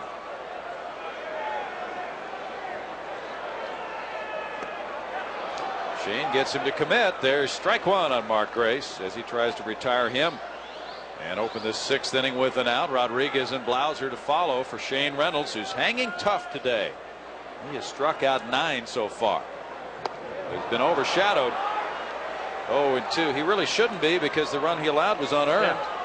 Yeah. It's just, Wood, because of his overpowering stuff, is maybe a little bit more exciting. But in terms of the quality of the game that he's pitching, Shane has matched him. Really pitching a beautiful ball game. 1 ball and 2 strikes to Grace.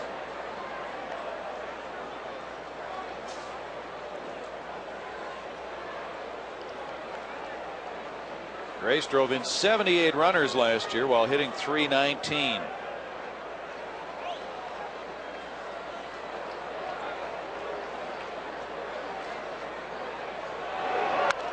Ground ball. Biggio far to his left. Makes a pickup. Whirls around and gets him. He really covered some real estate. Biggio reaching out onto the grass, and he had to fully extend to flag down that grounder from Grace. Well, last night we said bad pitching begets bad fielding and vice versa. Here it's well pitched game, and this is a play deserving of the effort from the pitchers today. Great play by Biggio. He really got moving quickly on that one. Everybody's on their toes, you know, in a well pitched game like this. Everybody's up. Game has a little bit more intensity, it seems. Henry Rodriguez has the only RBI in this game on a sac fly. Strike one to Rodriguez. He was caught looking in the third with the bases loaded.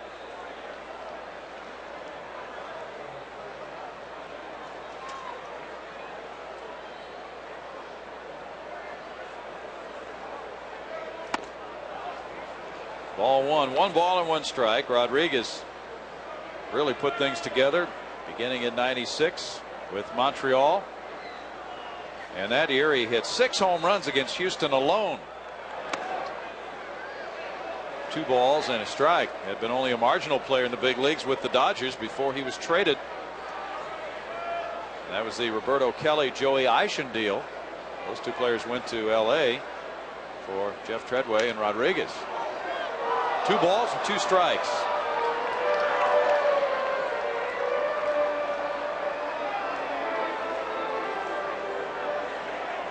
The O. Henry bars became popular in Montreal. When he would connect for a home run, they sprinkle those bars all over the playing field. Haven't heard about that trend happening here in Chicago yet.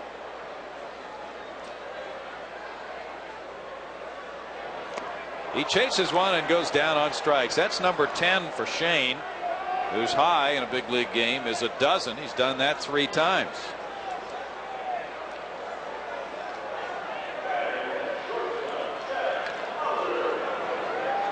We've shown him enough fastballs to get him thinking that way. Now he throws the forkball and he's completely fooled. You see his body's gone, the back leg is gone.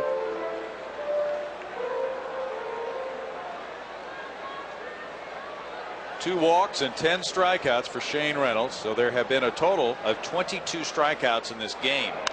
Jeff Blauser gets one to center field, drops it in front of Moises Alou for a single. He's 2 for 3.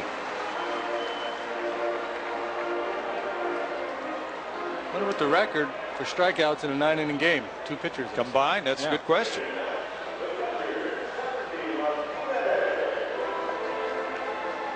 Blauser is a 2-out base runner for Sandy Martinez. Martinez walked in the second, flied to right in the fourth. That was an important out for Shane because there had been a leadoff double by Blauser, and he never advanced to third in that inning. Strike one. You might say it's more of an artistic game for Shane Reynolds than it is for Kerry Wood. Wood has struck out 12. He's only had 2 base runners. Shane had to work around that leadoff double in the fourth. He had the bases loaded in the third. Got a double play ball in the fifth. 1-1. Cubs are 4 games behind the Astros. The Astros 20-11 record equals their best ever record after 31 games. They were 20-11 in 73. Line drive to Jack Howell, and he comes up with it for the 3rd out. That's the 6th inning. No runs a hit and a man left for the Cubs. Cubs in front, 1-0.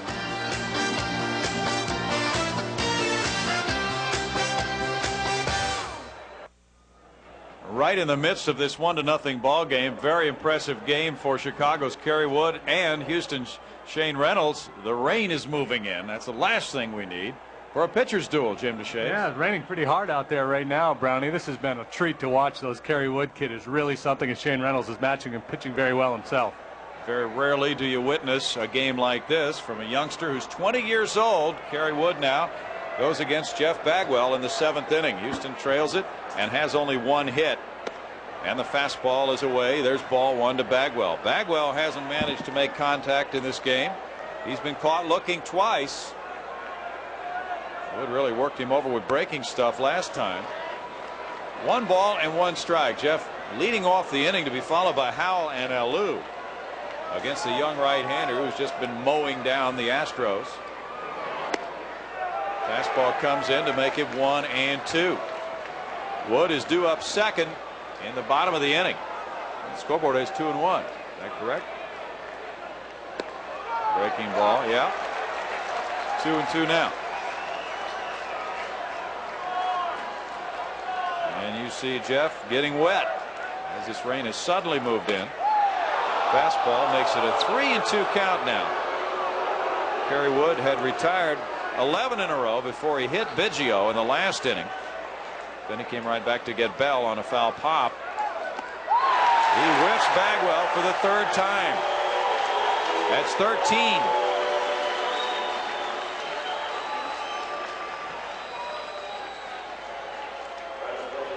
Last time he got him with a slider, 3-2. This time the riding fastball.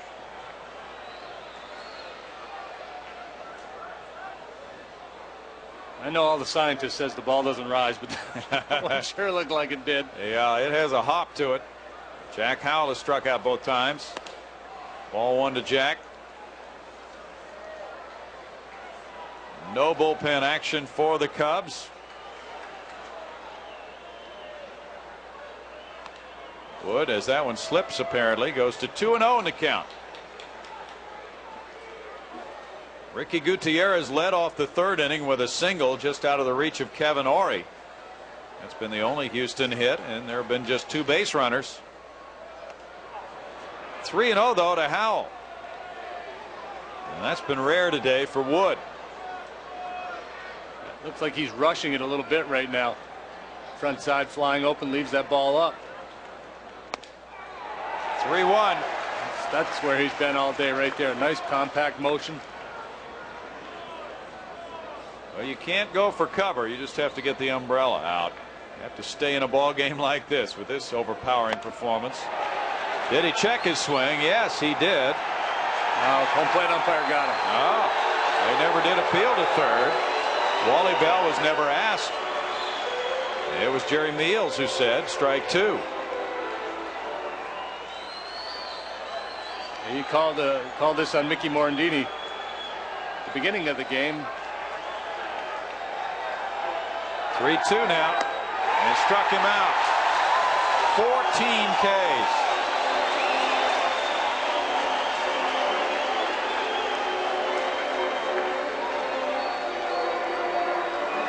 3, 4, 5 guys in the order. 8 at bats, 8 punch outs coming in this at bat for Moises.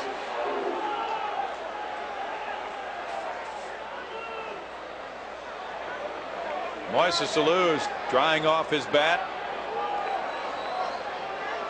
Struck out swinging in the second. Caught looking in the fifth. Target way outside. Strike 1. Wood struck out the side in the first. He fanned the first 5 batters in the game. And he struck out the side in the fifth, and that was another string of 5. 0-2 to Alou.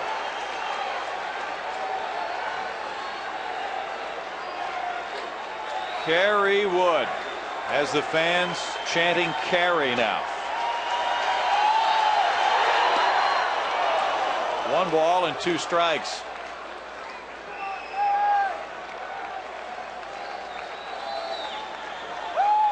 This game is not yet 2 hours old, and it's already in the 7th inning. Alou tried to check. They ring him up on appeal to Terry Tata at first. That's 15 strikeouts. The 3rd time he has struck out the side in this game. In the middle of the 7th, as the fans take their stretch, it's 1-0 Cubs.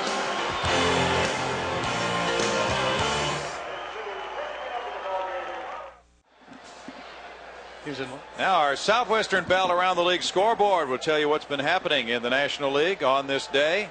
It was the Brewers 3 and the Padres 2. Rockies and Phillies tied 5-5 in the 8th inning. The Braves got a shutout from Greg Maddux over the Dodgers 7-0. The Reds and Expos, Remlinger versus Vasquez in that matchup. Giants and Marlins, Cardinals, Pirates, Diamondbacks, and Mets all coming up later. It is raining here and getting very dark. Shane Reynolds getting set to work the bottom of the 7th inning to the Chicago Cubs, who have a 1-0 lead on an unearned run in the 2nd inning. Mark Gray's single continued to third on an error by Dave Clark and scored on a sac fly by Henry Rodriguez. Kevin Ory's the batter. Kerry Wood due to bat second here in the home 7th inning. No bullpen activity for the Cubs. Wood has struck out 15 to tie a Cubs rookie record for one game.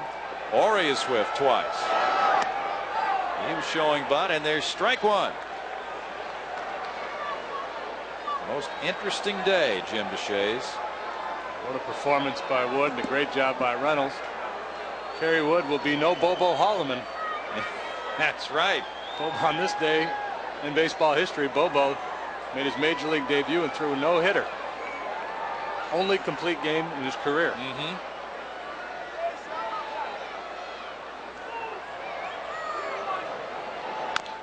Ground ball on one hop to Jack Howell.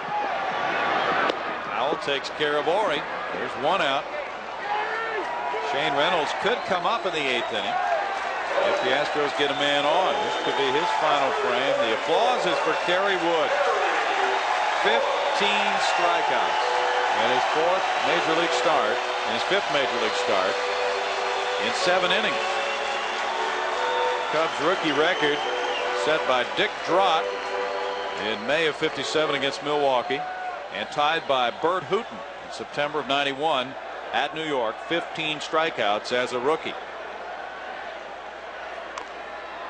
Foul ball. There's strike one. Wood is 0 for 2, and their club record for strikeouts in a game is 17. That was set in 1906 by Jack Feister. But that was in a 15-inning game. Their record for a 9-inning game is 15. Rick Sutcliffe tied those 2 rookies we talked about. So one more strikeout, and he has a club record for a 9-inning ball game. Popped up. Biggio comes in, looking up into the raindrops above Wrigley. 2 outs. But Shane Reynolds is really pitching a ball game.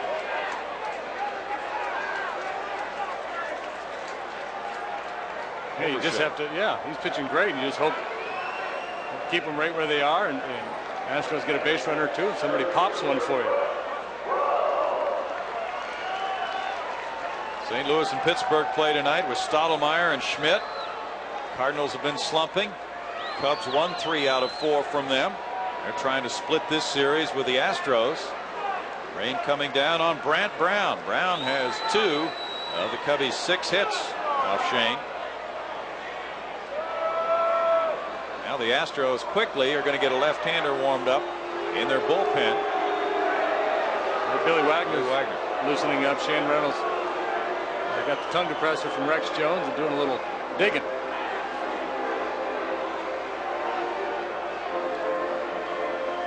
Maybe Kerry Wood's not a mutter. Maybe that's our chance. Maybe so. Conditions are changing quickly here.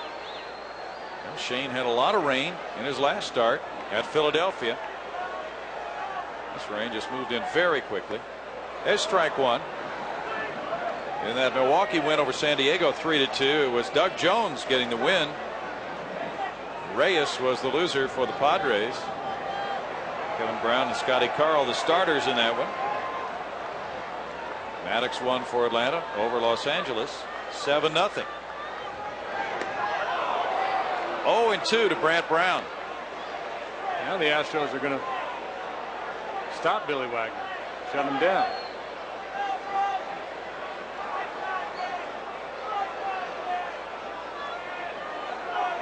I wonder if he tweaked that groin when he went down to warm up. Dave Ingles coming down towards Dirk in the dugout. It wouldn't be good. 1 ball and 2 strikes.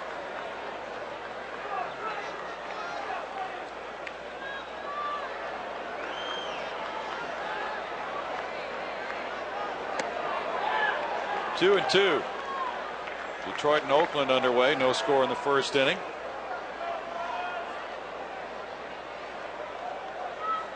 The Astros have not been shut out this year. Harry Durker's club in the 8th inning. Clark, Gutierrez, and Osmus. Biggio flips to Bagwell. The 8th inning is a moment away, and the Cubs lead it 1-0.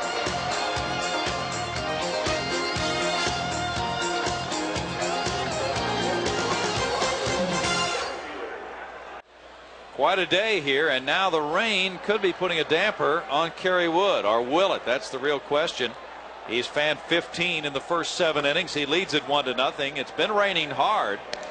Cubs have made a change in left field. Henry Rodriguez has been taken out of the game. Jose Hernandez going into play left so that Wood with a 1-0 lead can have a quicker defensive player.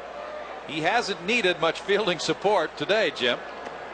No, the Astros haven't put the ball in play very much against this big right-hander. I'd like to be an Astro hitter with all this rain and the potential that the ball might slip out of his hand or his footing might give way. He's throwing 96 miles an hour. It's not a very secure feeling. No, not a comforting thought at all. Dave Clark getting a rare start is 0 for 2. Jack Howell getting a rare start, has struck out 3 times. Bob Scanlon is now working in the Houston bullpen. We're wondering if Billy Wagner got hurt when he went down to warm up, because he's had groin problems this year and he quickly stopped his warm-ups there, Jim. Yeah, I don't know, Brownie. I didn't see anything to indicate that he got hurt, but it was strange that he was up and down so quickly. Dave Clark ready to go. Kerry Wood throws ball 1. The mound was treated between innings. Can become rather slippery. Clark and Howell going into Larry Dierker's office after the game, say, "Hey, thanks for the start, Skip." Yeah, right. 2 balls and no strikes, and the guys who didn't start would be going in saying, "No, really, thanks for not starting." 2 balls and no strikes to Clark, who had not faced Wood in spring training when he was with the Cubs last year, so had no reading at all on this hard-throwing right-hander.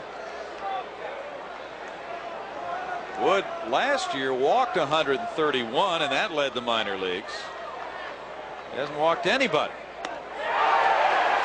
2-1. He hit a batter, Biggio, in the 6th inning. He had walked 12 in his first 18 1/3 innings prior to this game.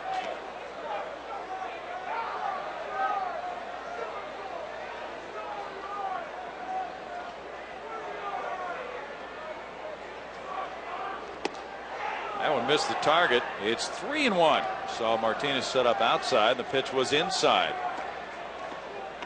Gutierrez on deck. Ausmus due up 3rd in the inning. Andy Hawkins has been the most successful Texas high school draft choice the last 25 years in the majors. Fouled, and it's 3-2. Well, those who have followed the Astros for years are probably recalling the early years of J.R. Richard as they watch Kerry Wood. Crowd wants number 16, which would be a new club record for a 9-inning game. Clark fouls it away, staying alive. 3 balls and 2 strikes. You must be losing it, Brownie. We made contact on that high heater. Yeah. A foul ball is a triumph in this game.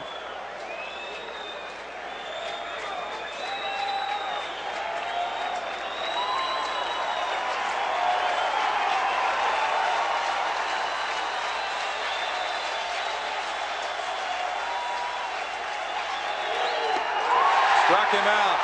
That's number 16, new club record for the Chicago Cubs for a 9-inning game.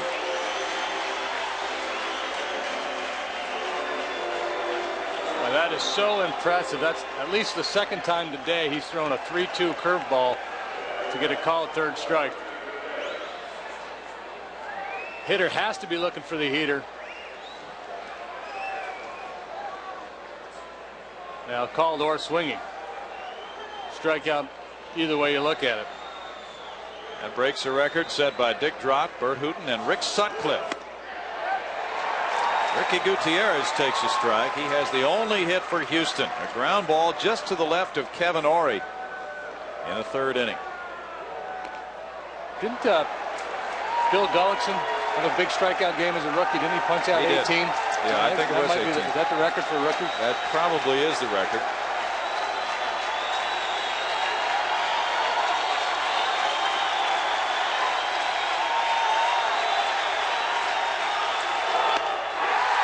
That's number 17. 5 in a row again. That's the 3rd time in the game he's fanned 5 in a row.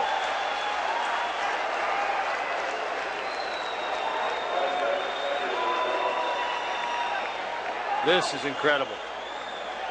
Outside corner, thigh high. Little cheese on it. Brad Ausmus with Bill Spires on deck to pinch hit for Shane Reynolds.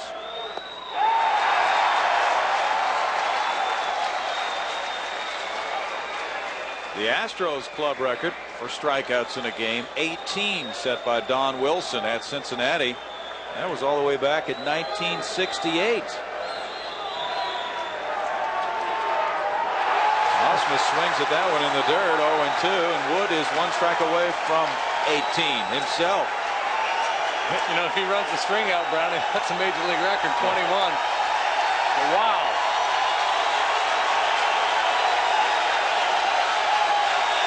The fans are just really going nuts about Kerry Wood today. That is number 18 and 6 in a row for Kerry Wood. The Cubs lead it in the middle of the 8th, 1-0.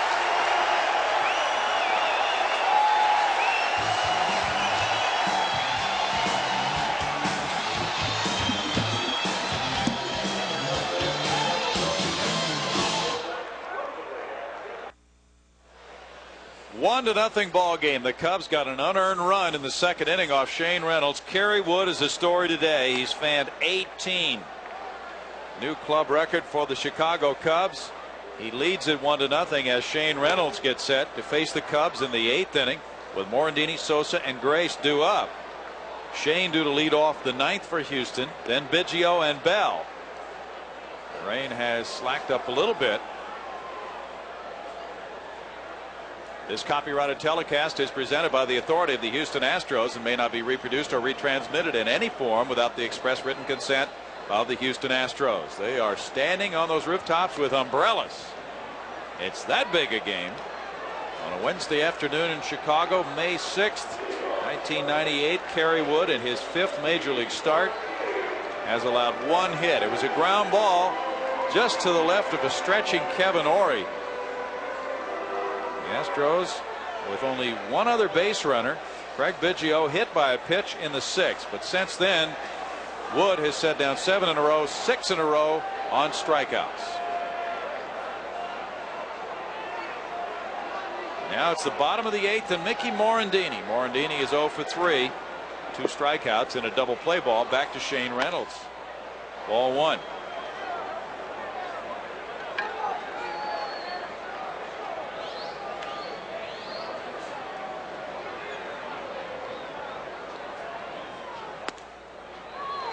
One ball and 1 strike.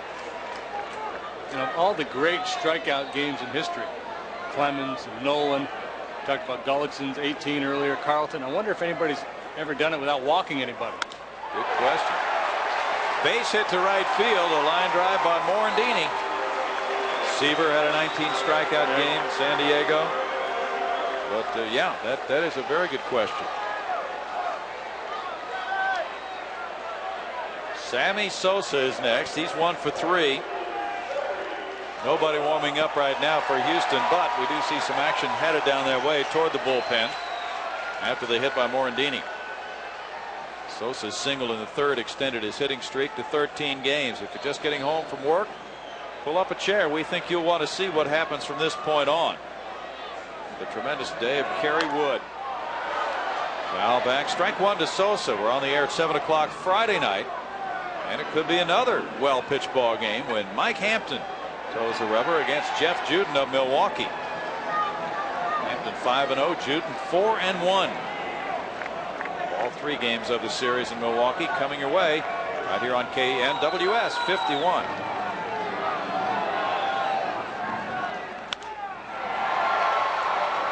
Derek Bell's in right waiting for this one.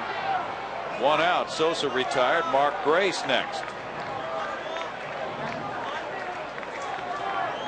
Shane Reynolds, quite a warrior today with what he's up against. To have the staying power. He does not have a complete game this year. Gone 7 innings twice. This is his longest outing of the year. Now 7 1/3. Throw goes to first on Morandini, who's 4 for 4 in steals.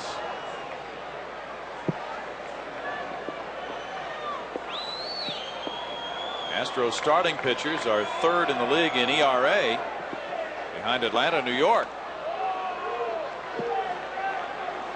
And they trail only Atlanta in innings pitched by starters.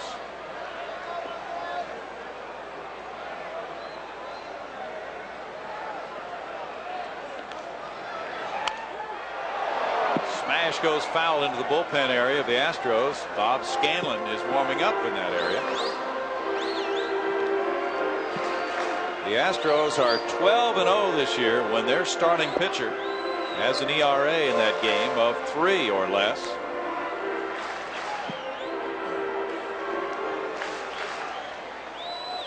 Grace has scored the only run in the second. He led off with a single, continuing to third on an overthrow by Dave Clark, who was trying to get him at second base and threw it by Biggio and Bagwell. And he scored on a sac fly by Henry Rodriguez. That's all Kerry Wood has needed so far. 1-1, but Wood would welcome some more offense here in the 8th inning too. Just as long as it doesn't take too long. That's a good point. He's probably anxious to get back on that hill.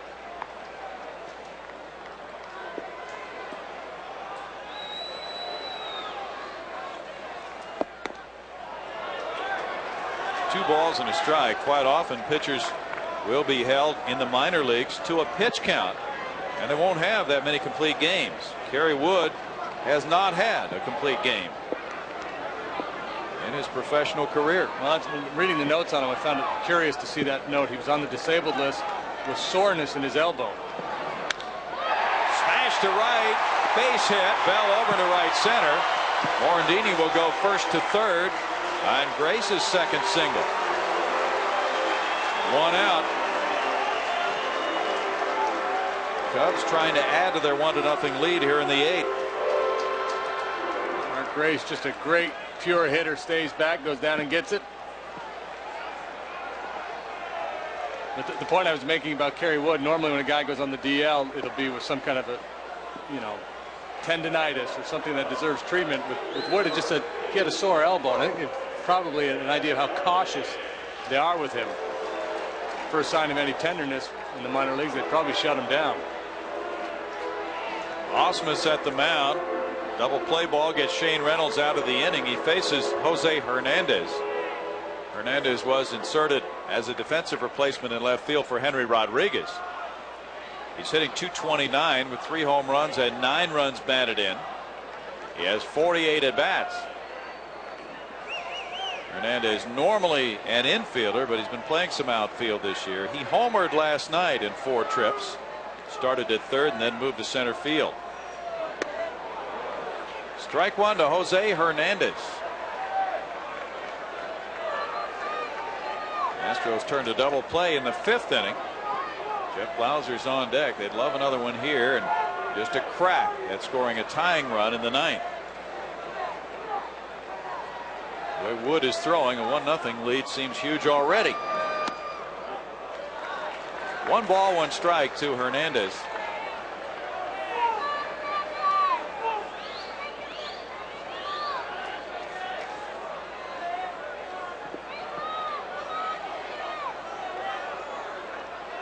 Hernandez hit a pinch hit homer at LA April 24th off Ishmael Valdez. 1-2. Good pitch from Shane Reynolds. The fan in the left field stands holding up a sign E5. Trying to get that scoring change on the base hit. Yeah. Ball that was hit by Kerry Wood. Well, you talked about that at the time. Well, the way this kid throws, he's one of those guys that's got no hit stuff when he takes the mound, and usually scorers think that you want to make sure that first hit is real clean. Ground ball. Jack Howell will go to second. Biggio's throw not in time. It's 2-0. Morandini scores, and that run could be awfully big for Kerry Wood. Hernandez picks up the RBI on the ground out, his 10th run batted in.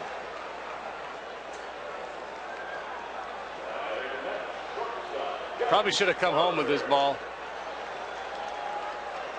Ball wasn't hit real hard at Jack. It was a tough double play to turn.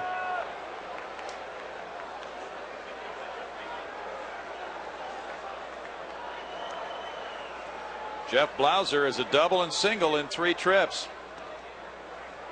That's ball 1 to Blauser. Sandy Martinez on deck. 2-0 Cubs now.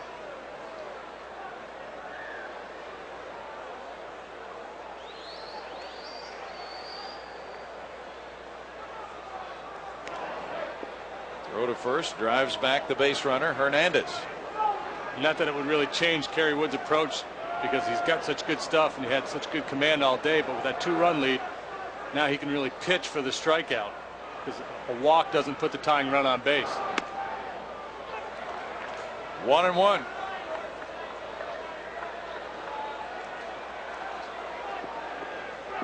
I wonder if he has any idea the shot he has at history, if he knows he's within 3 of the major league record.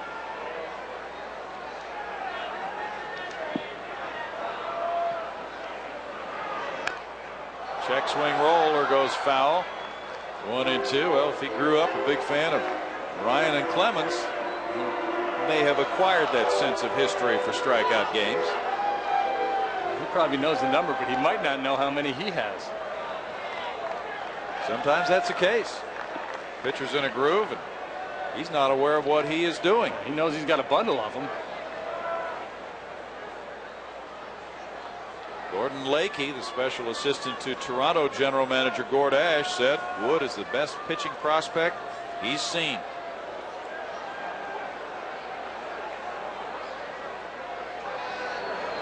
In the dirt, the runner going. The throw is there early, and Biggio puts the tag on Hernandez. Brad Ausmus guns out another one. But the Cubs get an insurance run in the 8th on 2 hits. Nobody left. We move to the 9th. Of a thriller for Kerry Wood. It's 2-0 Cubs.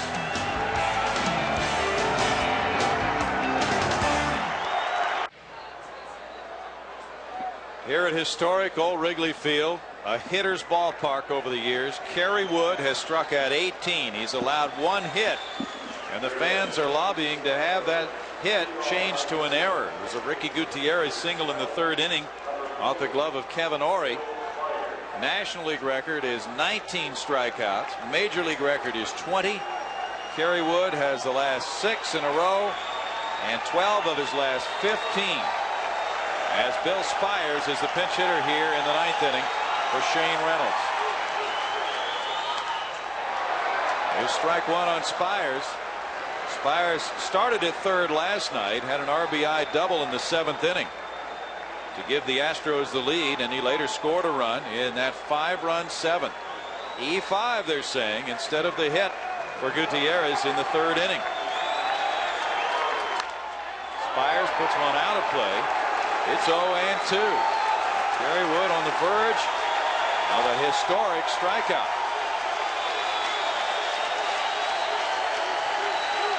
Spires hitting .242, has no homers. His RBI last night was his 10th. As a pinch hitter, he's 0 for 6.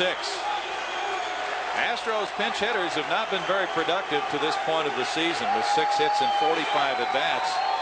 No homers and 4 RBIs. 1 ball and 2 strikes. The Cubs are getting right-hander Rod Beck, their closer, loose in the bullpen.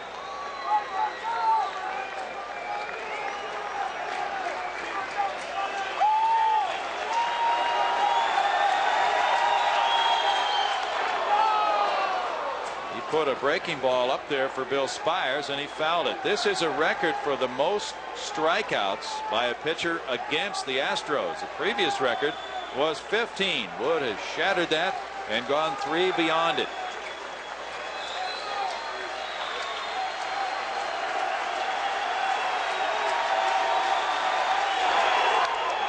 Spires fouls it away. Had to be pretty quick to get a bat on that riding fastball.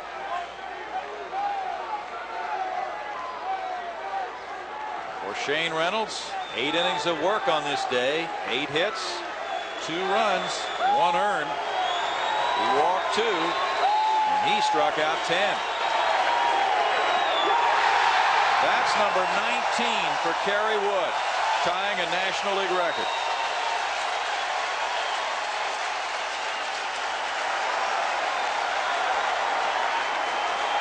Seaver struck out 19 at San Diego in the twilight. This is a slider. Just bores in under the hands of Billy Spires. Man, is he up there with some lofty company. 20 years old. Greg Biggio's 0 for 2. He was hit by a pitch. Ball 1 to Biggio. Kevin Ory plays even with the bag at third base. Hard to think about bunting a guy with the stuff that Wood has. Derek Bell's on deck in the 9th inning. Blauser, it's a big hop. 2 outs. Cubs have 1 shutout this year. The Astros have not been blanked.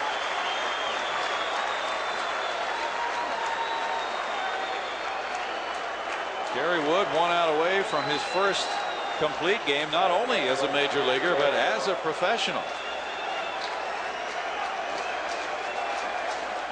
Derek Bell struck out in the first inning. Has made contact twice since then. Fly ball to right field and a foul pop. Ball 1. Cubs shutout was by Kevin Tapani, a 13-0 win in Montreal. We had a feeling this guy was going to be something special today. And threw the first fastball of the game by the catcher and hit the umpire right in the mask.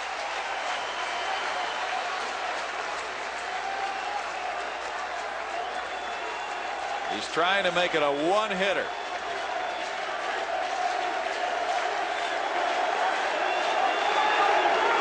Bell went for it. It's 1-2.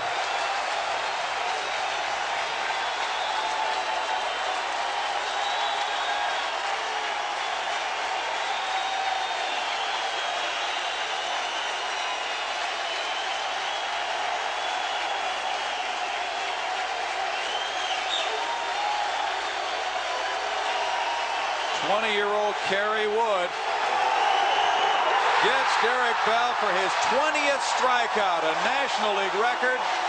He has his first Major League complete game and shutout, and it's a one-hitter over the Houston Astros. They're mobbing Kerry Wood at the mound. The young Texan has blanked the Astros 2-0.